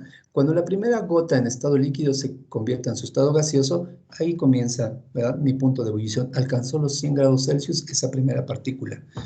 No sé cuál sea, ¿verdad? ¿Sí? Si ustedes ven la imagen, ¿verdad? Tengo mi estufa, tengo mi recipiente, pero ahí ya pasó, ¿verdad? El punto de ebullición. Y lo que estoy viendo, ¿verdad? Es que muchas partículas están cambiando de fase, ¿sí? Y es cuando yo digo, ya está ebulliendo mi líquido, ya está hirviendo mi líquido, ¿verdad? Fíjate a ver si ya hirvieron los frijoles. Bueno, me están preguntando que yo observe si ya alcanzaron una temperatura de ebullición. A partir de esa temperatura de ebullición, yo doy tiempos depende del tipo de soluto que haya en mi disolvente, yo doy tiempos de cocción. El soluto pueden ser frijoles, el soluto pueden ser garbanzos, lentejas, cárnicos, pollo, res, puerco, ¿verdad? Verdura, las papas, las zanahorias, y entonces a partir de ello yo digo, es suave, es duro, ¿verdad? Pero les doy los tiempos de cocción, ¿verdad? A partir de que mi solución alcanzó el punto de ebullición, ¿sí? Y en algunas ocasiones yo puedo decir, ya está ebulliendo, sí. ¿Por qué? Porque los alimentos, a lo mejor esos alimentos se cocinan a temperaturas por abajo del punto de ebullición, ¿sale? Entonces, también esos son esos fenómenos que yo voy viendo de manera natural o de manera coloquial en casa, ¿sale? ¿Sí? Aquí dice que el aumento en el punto de ebullición, por definición, dice que un líquido contenido en un recipiente abierto sufre evaporación, ¿sale? De manera normal, ¿sí? Decíamos que si yo dejo un vaso de agua, ¿verdad?, en mi escritorio, ¿verdad?, y de repente lo dejo cierto tiempo, lo que voy a estar observando es que el volumen de esa agua va a ir disminuyendo, ¿sí? ¿Qué quiere decir? ¿Verdad? Que hubo un proceso de evaporación a la temperatura y a la presión normal del lugar donde estoy. En todos lados, ¿verdad?, sufre este fenómeno si tengo un recipiente abierto, ¿verdad?, un sistema abierto, ¿verdad?, el agua va a sufrir evaporación, ¿sí? Tan es así que hablamos de lo que llamamos humedad relativa del lugar, ¿verdad? En el lugar donde estén, ya sea muy en el norte, muy en el sur, en el centro del país, estamos hablando que hay humedades y humedades relativas, 60, 65%, 70, 80%, 90%, en lugares muy húmedos, ¿sí? Y a pesar de que haya una humedad relativa muy alta, sí voy a estar observando que mi fluido que está en ese sistema abierto va a sufrir evaporación. A lo mejor más lentamente que en un lugar donde es más seco, la humedad relativa es más baja, ¿sí? En donde los recipientes se van a vaciar más rápidamente por este fenómeno, ¿sí? Dices que si la temperatura es lo suficientemente alta, se formará dentro del líquido burbujas de vapor que ascenderán a la superficie. Cuando esto sucede, se dice que el líquido ebulle o hierve, ¿sale? Dice que si la temperatura es suficientemente alta, lo que decía, yo pongo un recipiente para acelerar el proceso y pongo un recipiente en mi estufa, ¿verdad?, para hervir. Y para calentarlo, pues obviamente si la temperatura llega a la temperatura de saturación del lugar, ¿sí?, lo que va a suceder es que el líquido va a empezar a ebullir. Va a pasar del estado líquido al estado vapor en el caso del agua, o el estado gas en el caso de otros, ¿sale? Dice, cuando este fenómeno sucede, la presión del vapor del líquido iguala a la presión externa o atmosférica que actúa sobre la superficie del líquido, ¿sí? Hablando de que cuando la temperatura llega a la temperatura de saturación, ¿verdad?, iguala en ese momento, cuando se llega a la temperatura de saturación, la presión del vapor, ¿verdad?, del estado líquido, del estado líquido iguala a la presión externa y por lo tanto el líquido cambia de fase, ¿sí? Porque llega a la temperatura de ebullición, pues obviamente estamos hablando de que el líquido está ebulliendo, está cambiando de fase, ¿sí? Por lo que el punto de ebullición se define de esta manera. Dice que la temperatura a la cual la presión de vapor iguala a la presión externa o atmosférica, ¿sí? Yo le voy metiendo temperatura a mi líquido, en el agua, le voy metiendo temperatura, si estuviera a nivel del mar, en 80 grados, 90 grados, el líquido todavía no hace cambio de fase, la presión del vapor, ¿verdad?, no ha igualado a la presión exterior, pero sí está vibrando mucho, ¿sí? Tiene energía, 95 grados, ¿sí? Sigue vibrando, sigue la energía interna, sigue aumentando, la energía cinética sigue aumentando, ¿verdad? La energía potencial sigue aumentando, ¿sí? 99 grados, sigue aumentando, pero aún así no he llegado al punto de saturación, ¿sale? Sigue aumentando, sigue una vibración molecular, pero no hay un cambio de fase. El líquido se sigue manteniendo. 99.999 grados Celsius. ¿Sí? Si tuviera un dispositivo que me lo pudiese estar midiendo, yo puedo estar observando que no he alcanzado el punto de ebullición, ¿sí? Y entonces sigue estando en un estado líquido con una alta temperatura, un líquido comprimido se llama, ¿verdad? A alta temperatura, caliente, ¿sí? Energía cinética alta con respecto a una temperatura 20 grados, a una temperatura fría, 1 grado, ¿sí? Es una energía cinética mayor que a esas temperaturas, una mayor energía potencial, una mayor energía interna, ¿sí? Y en el momento justo cuando mi estado líquido se convierte en estado vapor, temperatura de ebullición, temperatura de saturación, temperatura de burbujeo. Primera gota en estado líquido se convierte en estado vapor y el líquido ebulle. Se igualó la presión, ¿verdad?, de vapor a la presión del exterior y es tanta la vibración, ¿verdad?, que entonces cambió de fase y entonces ebulló. Y empezó a ver, ¿verdad?, ese proceso de burbujeo en mi solución, ¿vale? Y entonces es así como definimos ese punto de ebullición. Es bien importante los puntos de ebullición porque también me van a estar determinando tiempos de cocción, ¿sí? O bien parámetros tecnológicos, por ejemplo, en los evaporadores. Recuerden que en un evaporador, ¿verdad?, yo meto una solución diluida para poder obtener una solución concentrada, ¿sí? Una solución diluida va a tener determinado su punto de ebullición. Pero en el momento en que yo le estoy eliminando el agua que va a estar sucediendo en mi solución, se van a estar concentrando los solutos, ¿verdad?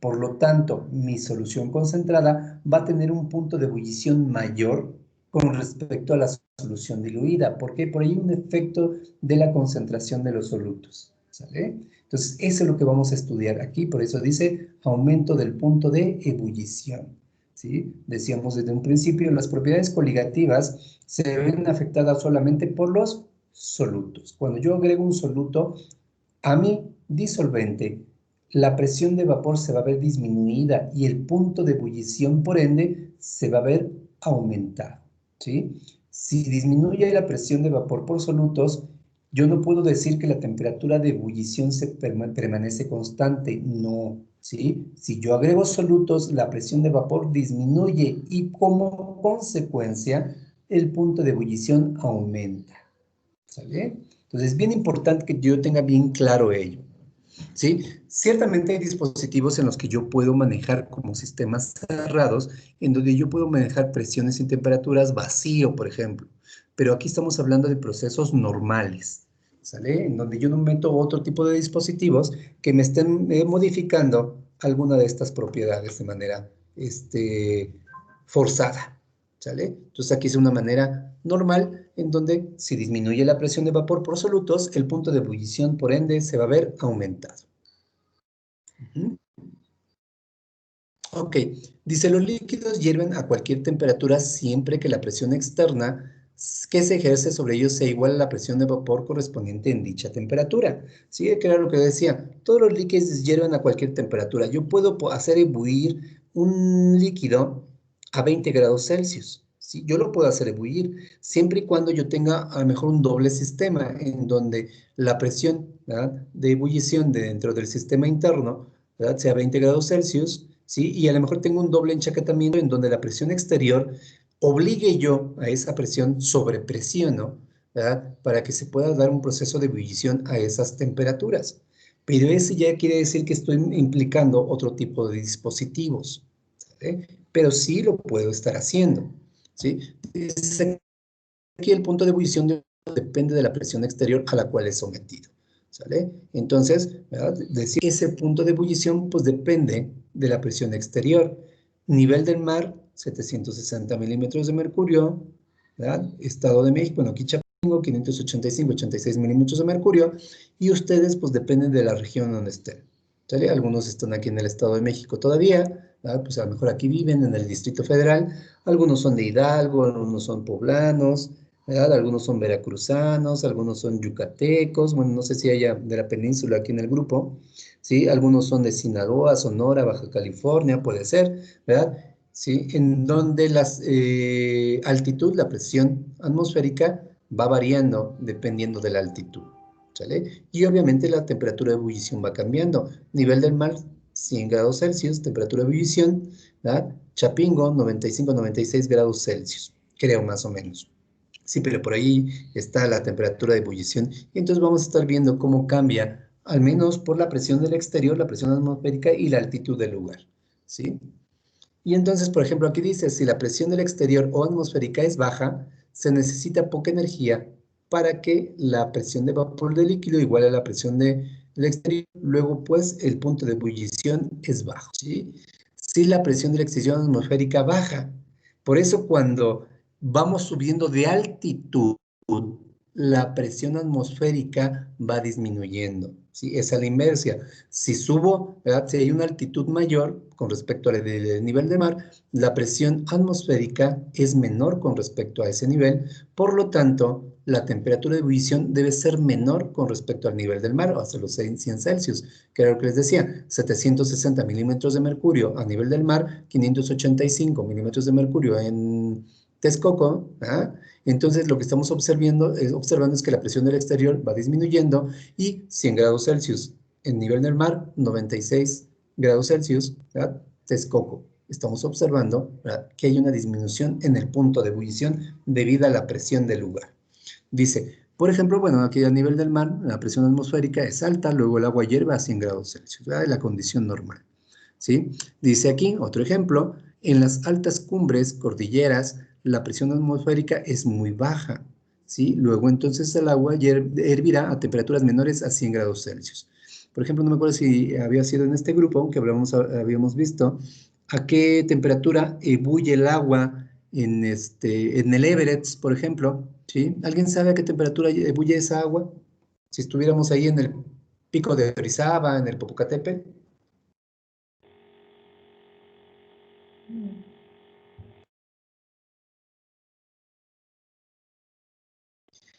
Sí, por ejemplo, ahí van a encontrar algún dato. Dígame, María. A 86 grados Celsius.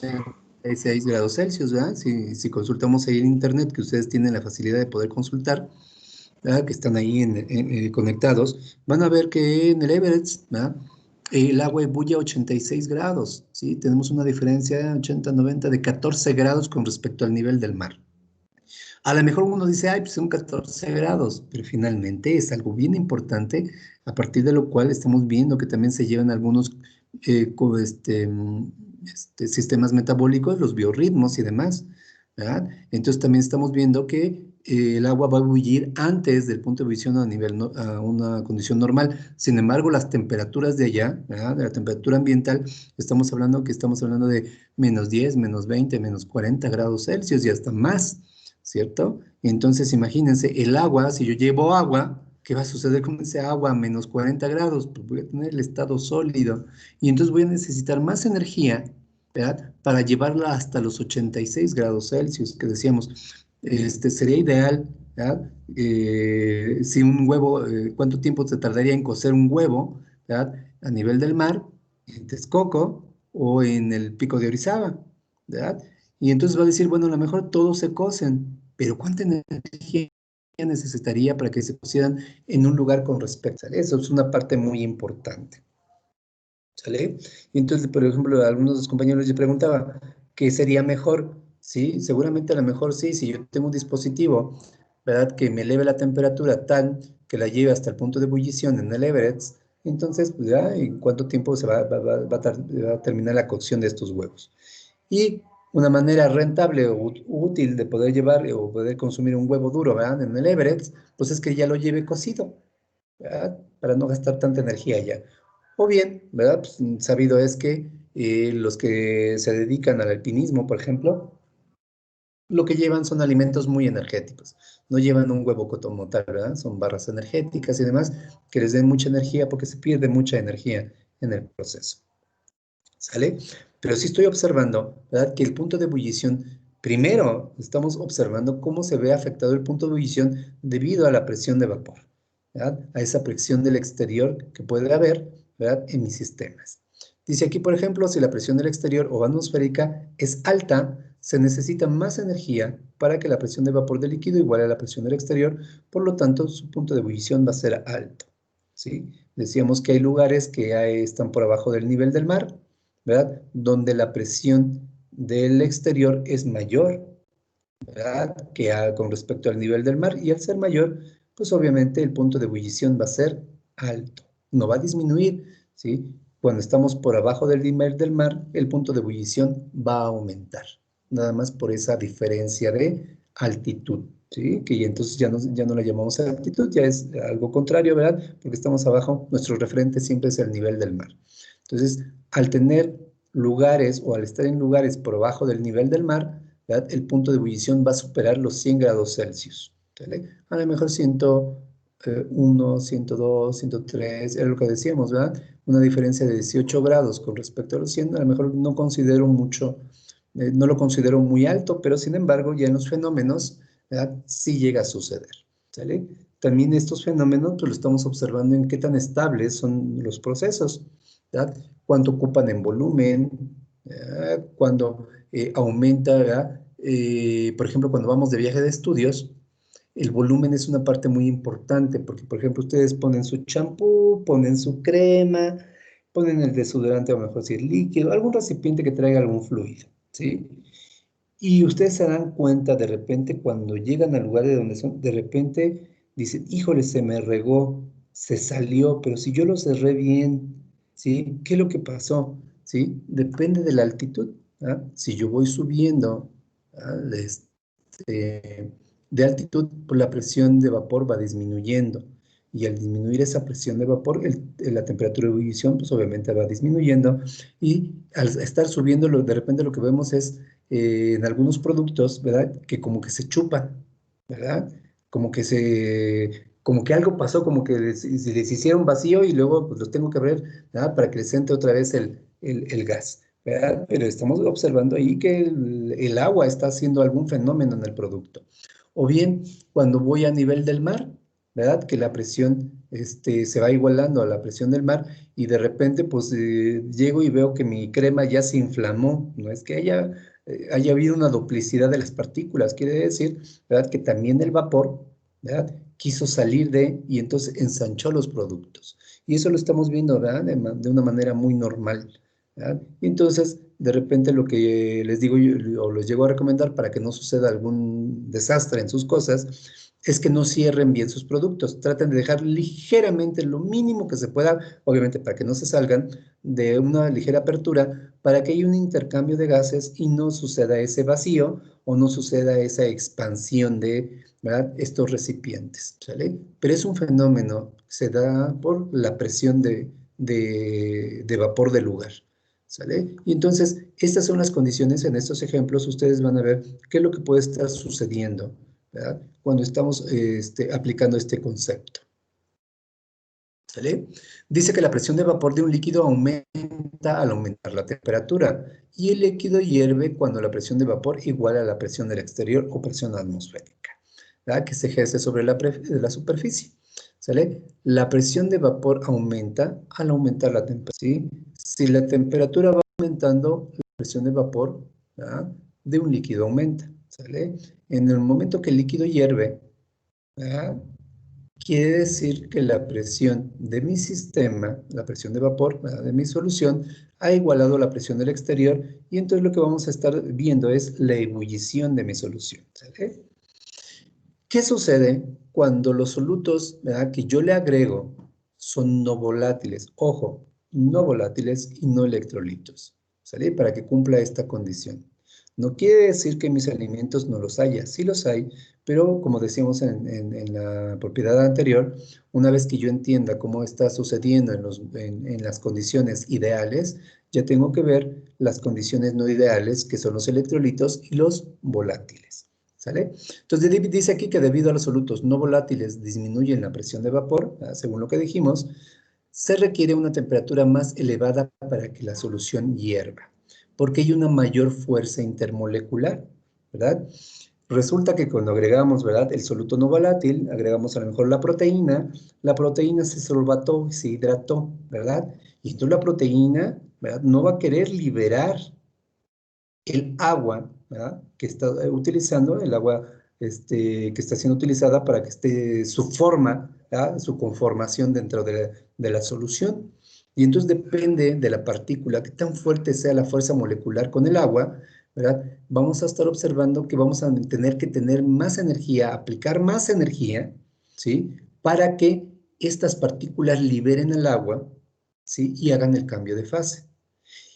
Y al aplicar más energía, lo que voy a estar observando es que la temperatura de ebullición, o la temperatura del punto de ebullición, va a aumentar con respecto a mi disolvente puro. Si tengo mi disolvente puro a nivel del mar, pues va a ebullir a 100 grados Celsius. No tiene solutos, ¿sale? Pero en el momento que yo agrego los solutos, va a haber fuerzas intermoleculares entre ellos que van a evitar, ¿sí?, el cambio de fase, ¿sí?, que van a tratar de evitar el cambio de fase, ¿sí? Y entonces yo necesito meter más energía, más energía. ¿Cuánta más energía? Pues es proporcional al número de partículas.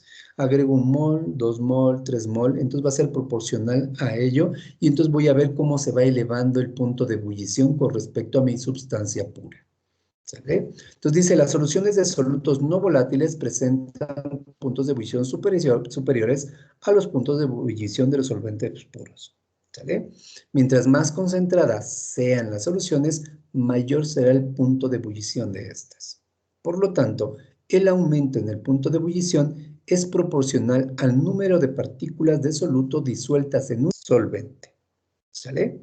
Y entonces yo le decía, yo puedo tener un jugo, ¿verdad?, extraer un jugo de limón y un jugo de se me fue el nombre, de naranja, ¿sí? A lo mejor extraigo el jugo, 100 mililitros de jugo de limón, 100 mililitros de jugo de naranja, ¿verdad?, los disperso en 100 mililitros, ¿verdad?, de agua, ¿verdad?, como disolvente, y entonces los pongo a ebullir, y preguntaba, ¿cuál ebulle primero?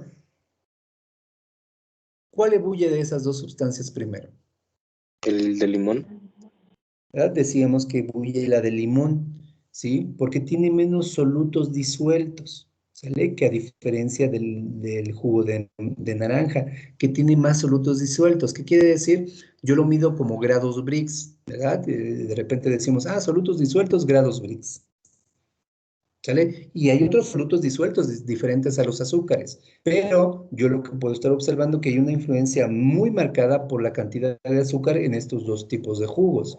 El limón tiene menos azúcares y la naranja tiene más azúcares disueltos ¿sí? Por lo tanto, tiene más solutos el jugo de naranja que el jugo de limón. Cuando yo los pongo a ebullir, el que va a tener un punto de ebullición más bajo con respecto al otro va a ser el jugo de limón, ¿verdad? Porque tiene menos solutos disueltos que el jugo de naranja. Pero obviamente si yo pongo agua, ¿verdad?, 200 mililitros de agua destilada, ¿verdad?, 200 mililitros de una solución de jugo de limón y 200 mililitros de una solución de jugo de naranja, la primera que va a ebullir va a ser mi disolvente puro. La segunda va a ser aquella que tiene cierta cantidad de solutos o menor cantidad de solutos, y la última de ebullir va a ser la que tenga una mayor proporción en solutos, ¿sale? Que de repente les hablaba yo del mole, ¿verdad? Ahora el mole, ¿verdad?, tiene un montón de solutos y solutos de diferentes características y de diferentes fuentes. Por lo tanto, el punto de ebullición del mole es muy alto, ¿sí? Por eso decíamos, de repente cuando las mamás o las abuelitas o algún conocido se pone a hacer mole, están mueve y mueve para que no se queme, ¿verdad? Y están mueve y mueve. ¿Cuánto tiempo se tardan para que este producto burbujee? Pues mucho tiempo. Pero una vez que empieza a burbujear, ¿qué pasa? Muévele, muévele, porque si no te vas a quemar. Empieza a ser tanta la energía que tiene, ¿verdad? Está superando, ¿verdad?, la presión del exterior muy fuertemente, que te está dando el proceso de cambio de fase muy rápido. Y entonces veo ese burbujeo muy turbulento en este sistema, ¿sale? Por eso decíamos, ¿verdad?, que dice el aumento del punto de ebullición es proporcional al número de partículas de soluto disueltas en el solvente. De manera ideal, ¿sí?, se van a acercar a las diferentes leyes. Entre más diluidas sean mis soluciones, más se van a acercar a la idealidad de lo que estamos explicando. Entre más concentradas, entre más partículas, y si son distintas, más se van a alejar de la idealidad de lo que estamos explicando, ¿vale? Por eso les decía yo, es bien importante, ¿ya?, que cuando estén cocinando o alguien esté haciendo un preparado, o cuando estén en prácticas, ojalá estemos pronto, en el regreso pronto, cuando estén elaborando prácticas, ¿verdad?, de esta parte tecnológica, ¿sí? Sean muy observadores qué está sucediendo con los fenómenos termodinámicos, ¿sí? Con los fenómenos físico-químicos, ¿sí? Si ustedes logran hacer esa conexión, ¿sí?, muchos de los fenómenos los van a entender de una mejor manera. ¿Sí? Tanto la termodinámica, la fisicoquímica y el proceso tecnológico van muy de la mano. Estamos hablando de presión, estamos hablando de temperatura, estamos hablando de volumen, ¿sí? Estamos hablando de entalpías, ¿verdad?, de esa energía, estamos hablando de entropía, qué tanto vibra, qué tanto desorden tienen, ¿verdad?, en la fabricación de los alimentos, ¿sí? Si yo empiezo a hacer esa interrelación, ustedes están dando un paso más allá, ¿verdad?, para entender, ¿verdad?, los diferentes fenómenos que se pueden estar dando. ¿Sale? ¿Alguna pregunta hasta ahí? Porque nos faltan 7 minutos. Profe, yo sí tengo una duda. A ver, dígame. ¿Qué hierve más rápido, el agua destilada o el agua normal de la llave? ¿A qué le define un agua normal de la llave? Al agua que no está destilada, o sea, la normal que normalmente usamos para cocinar y todo eso. En el caso del laboratorio, la que usamos de la llave y la que ya está destilada. Ok. ¿Sabe qué es la destilación en el agua? Digo, porque necesito saber si lo sabe, si no explicamos que la destilación. ¿Sabe qué es un agua destilada? Por eso me surgió la duda justamente, porque Ok. hablaba usted de los solutos, entonces... Sí, muy bien. Entonces, ahorita vamos a explicar qué es una agua destilada. Cristian, dígame. Bueno, yo tenía duda en cuanto a lo que dice que de los sólidos que tienen la solución. En todo caso, se podría decir que el jugo digamos, el jugo de sandía hierven a un punto de ebullición más alto que el de limón, porque tiene más sólidos. Si yo le mido los grados Brix al jugo de sandía y esos grados Brix son mayores que el jugo de limón, seguramente va a ebullir más alto que el jugo de limón. Pero si mi jugo de sandía, o sea, los 100 mililitros de extracto de jugo de sandía en 100 mililitros de agua tienen los grados Brix menores que esta misma relación con el jugo de limón, entonces la primera que va a ebullir es el agua de sandía y luego el de limón y luego el de naranja. Pero tengo que cuantificar los solutos disueltos, que eso ahorita voy con Aline, ¿sale? ¿Qué cantidad de solutos disueltos hay en mi solución? Por ejemplo, yo el ejemplo lo ponía así, o sea, trato de quitar variables, por eso yo decía, yo puedo extraer el jugo, ¿verdad?, del limón, el jugo de la naranja y ahorita, como dice, el jugo de sandía, ¿sale? 100 mililitros de cada jugo, ¿sale? Y si quiero ver los solutos en cuanto a que si no de porcentaje o grados Brix, ¿verdad?, entonces tengo que evaluar los grados Brix y entonces ya determino, no, pues el jugo de limón en el hipotético, ¿verdad?, que tenga, no sé, 15 grados Brix el jugo de limón, ¿verdad?, evaluado con el refractómetro. Y el jugo de sandía tiene 17 y el jugo de naranja tiene 32. Y entonces ya yo voy a estar observando que el que tiene menos va a ebullir primero que el que tiene más. Pero también puede resultar, ¿verdad?, que ese jugo de sandía tenga menos solutos disueltos a pesar de que se siente más dulce, ¿verdad? Y puede ser que mi jugo de sandía tenga 14.5 Brix y mi jugo de limón tenga 15.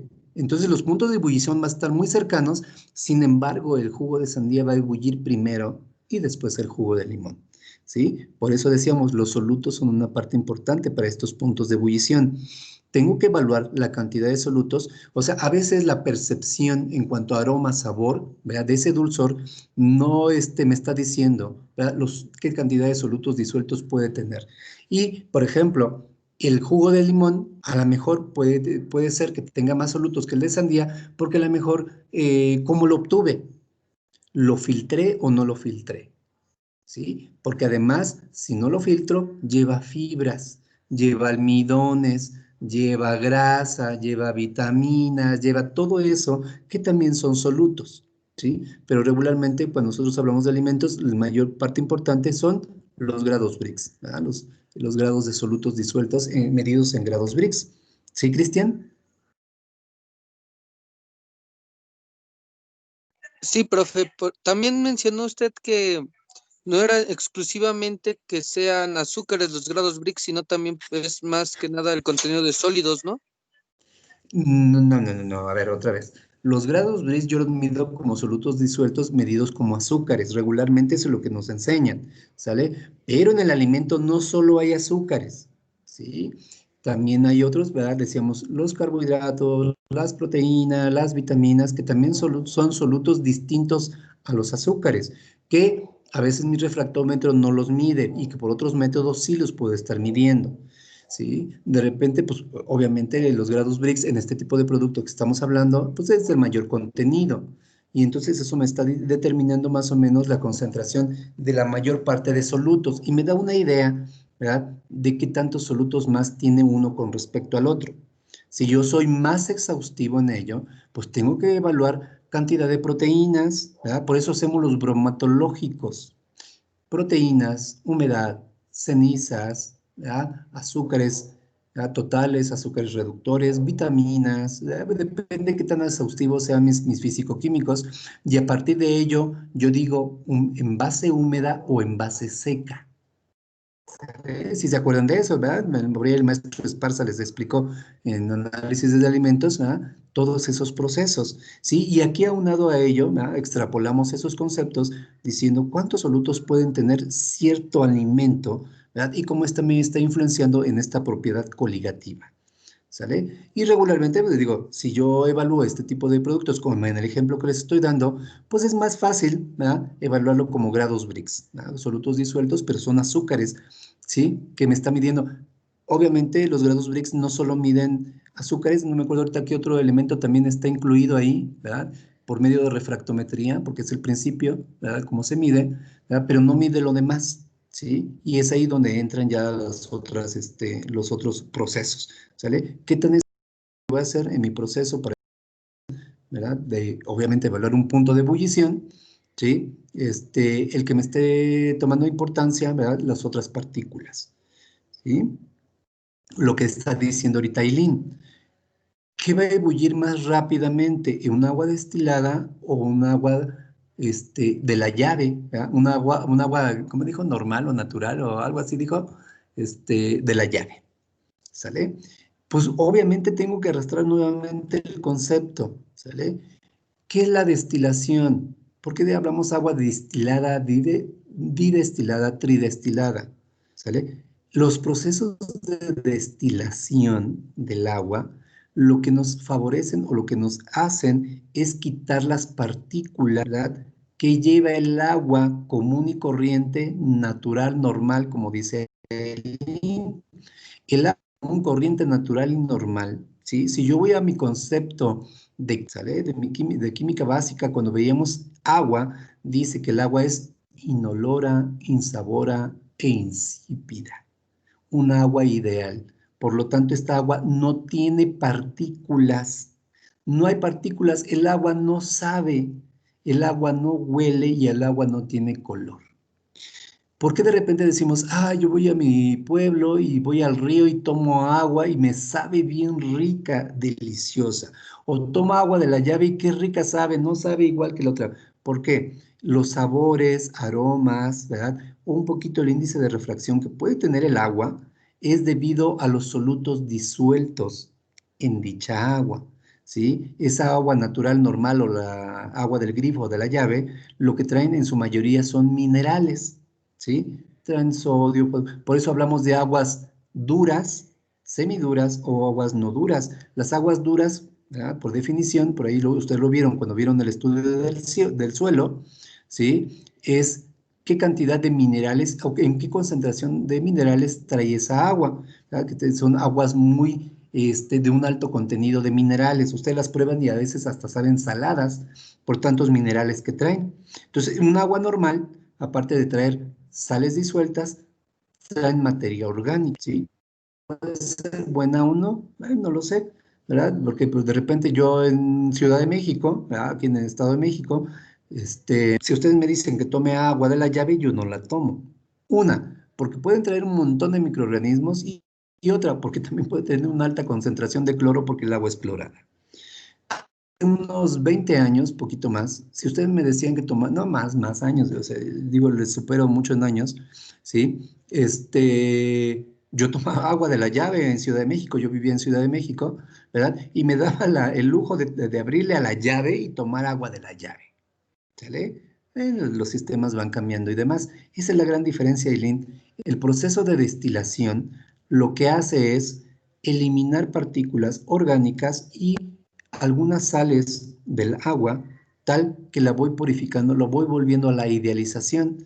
Por eso, por ejemplo, hay procesos a nivel laboratorio, como la cromatografía de gases, la cromatografía de líquidos, más bien, en donde lo que estamos comprando para poder lavar en algunas ocasiones es agua grado HPLC, o sea, grado cromatográfico, en donde esta agua, aparte de que se le dio varias destilaciones, no es solo una destilación como la que tenemos en el laboratorio, puede ser tetradestilada o pentadestilada, ¿verdad? Depende, pero obviamente cada destilación, ¿verdad? Va teniendo un costo, ¿vale? Este tipo de aguas que se utilizan para este tipo de equipos, no sé, un litro les viene costando unos 300 pesos. 250 pesos, depende de donde lo estemos comprando.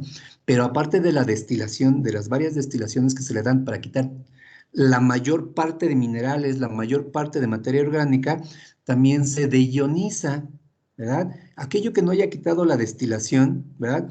Por medio de la deionización, ¿verdad? También estamos purificando el agua, ¿sale? A lo mejor hay sales que son muy fuertes, son muy pequeñas, ¿verdad? Esos también de partícula de Armstrong que tienen estas sales son tan pequeñitos que por medio de una destilación normal no la puedo hacer. Y entonces pongo membranas, ¿verdad? Que por medio de cargas, ¿verdad? Atraigan a estas partículas y se queden en la membrana y entonces pasa el agua. Y entonces es agua destilada y deionizada, o sea, más pura y más pura y más pura, depende del proceso. Y obviamente los procesos que se le están dando a esa agua son muy caros, ¿sale? Por eso en el laboratorio solo utilizamos agua destilada como tal, ¿verdad? Y luego es bien difícil porque luego los destiladores se saturan de toda esa carga, porque hay que limpiarlos, ¿verdad? Toda esa masa de partículas que se extraen, ¿verdad? Sales, materia orgánica y demás, pues tengo que estarlo limpiando constantemente y de repente bajan la vida útil de este tipo de equipos, pero de repente es un poquito complicado mantenerlos, ¿sí? Y pues, obviamente les digo que el agua normal o el agua de grifo, lo que decía, es aquella agua que lleva todos los solutos propios de esa agua y de la región donde estén. Por ejemplo, ustedes han tomado agua mineral de manantial, ¿verdad? Sí, no quiero decir, ¿verdad? Pero esa agua tiene más sales disueltas. Déjenme ver porque, por ejemplo, aquí tengo dice que, déjenme ver, tiene sodio 30 miligramos. Tamaño de porción 240 mililitros, porciones por MS 4.2. Fíjense, esta agua mineral que estoy tomando ahorita, de pura casualidad la tengo aquí, dice proteína 0, grasa 0, carbohidratos 0, azúcares 0, fibra dietética 0, sodio 30 miligramos. O sea, estoy tomando una agua con un alto contenido de sodio pensando, ¿verdad?, que este producto fue extraído del cerrito ese donde mencionan, con más minerales y el único mineral que trae es sodio. ¿Sí? No declara otro tipo de minerales y debería estar declarando los demás minerales para que sea una buena agua, para que me hidrate. No solo el sodio me va a hidratar, el magnesio, el potasio, el zinc, ¿verdad? Todas esas sales van a estar ayudando a mi biorritmo, pero es un agua normal, ¿sí? Si yo tomo un agua en el río, ¿verdad?, que algunos tenemos todavía la fortuna de vivir en esos pueblitos, ¿verdad? Porque yo digo que es una gran fortuna de comer frijoles o lo que ustedes quieran de una manera más pura, ¿verdad? Y tomar el agua de un río, ¿a qué sabe esa agua? Sabe dulce, sabe un poquito salada, algo sabe, tiene un sabor, pero no es propia del agua, porque recuerden nuevamente, el agua es inolora, insabora e insípida, ¿sale? Entonces, esa es la diferencia, Eileen, entre un agua y otra. Gracias, profesor. Soy María Teresa. Ah, María Teresa, yo pensé que era Eileen porque de repente me sale aquí. Ok, esa es la diferencia, María. Sí, María Teresa, esa es la gran diferencia. Muchas gracias. Lo vamos a ir viendo todavía, porque cuando veamos sistemas dispersos, me gusta hablar sobre todo del agua, ¿sí? Y de cómo se comporta, ¿sale? Entonces, de todos modos son conceptos que sí vamos a ir tomando en cuenta. Dígame, Eileen, aunque ya son las 9:37, Ahora dígame. sí, duda rápida, profe. Entonces, entre mayor cantidad de solutos, mayor es el punto de ebullición, mayor Así temperatura es. y menor punto de evaporación. ¿Nada más? Sí, entre más solutos aumenta más el punto de ebullición, disminuye más la presión de vapor. ¿Sí? De todos modos vamos a continuar con el tema. ¿Ah? Aquí vamos apenas a la mitad del punto de ebullición para que quede más claro. Bueno, Bueno, los gracias, profe. dejo porque no sé si tengan clase para que no lleguen tarde, ¿verdad? Y hagan la actividad que tengan que hacer. Entonces nos estamos viendo el viernes, o sea, mañana. ¿Verdad? Pues que pasen bonito día. Bravo, profe. Gracias, mañana. igualmente. Hasta Gracias, luego, profe. profe.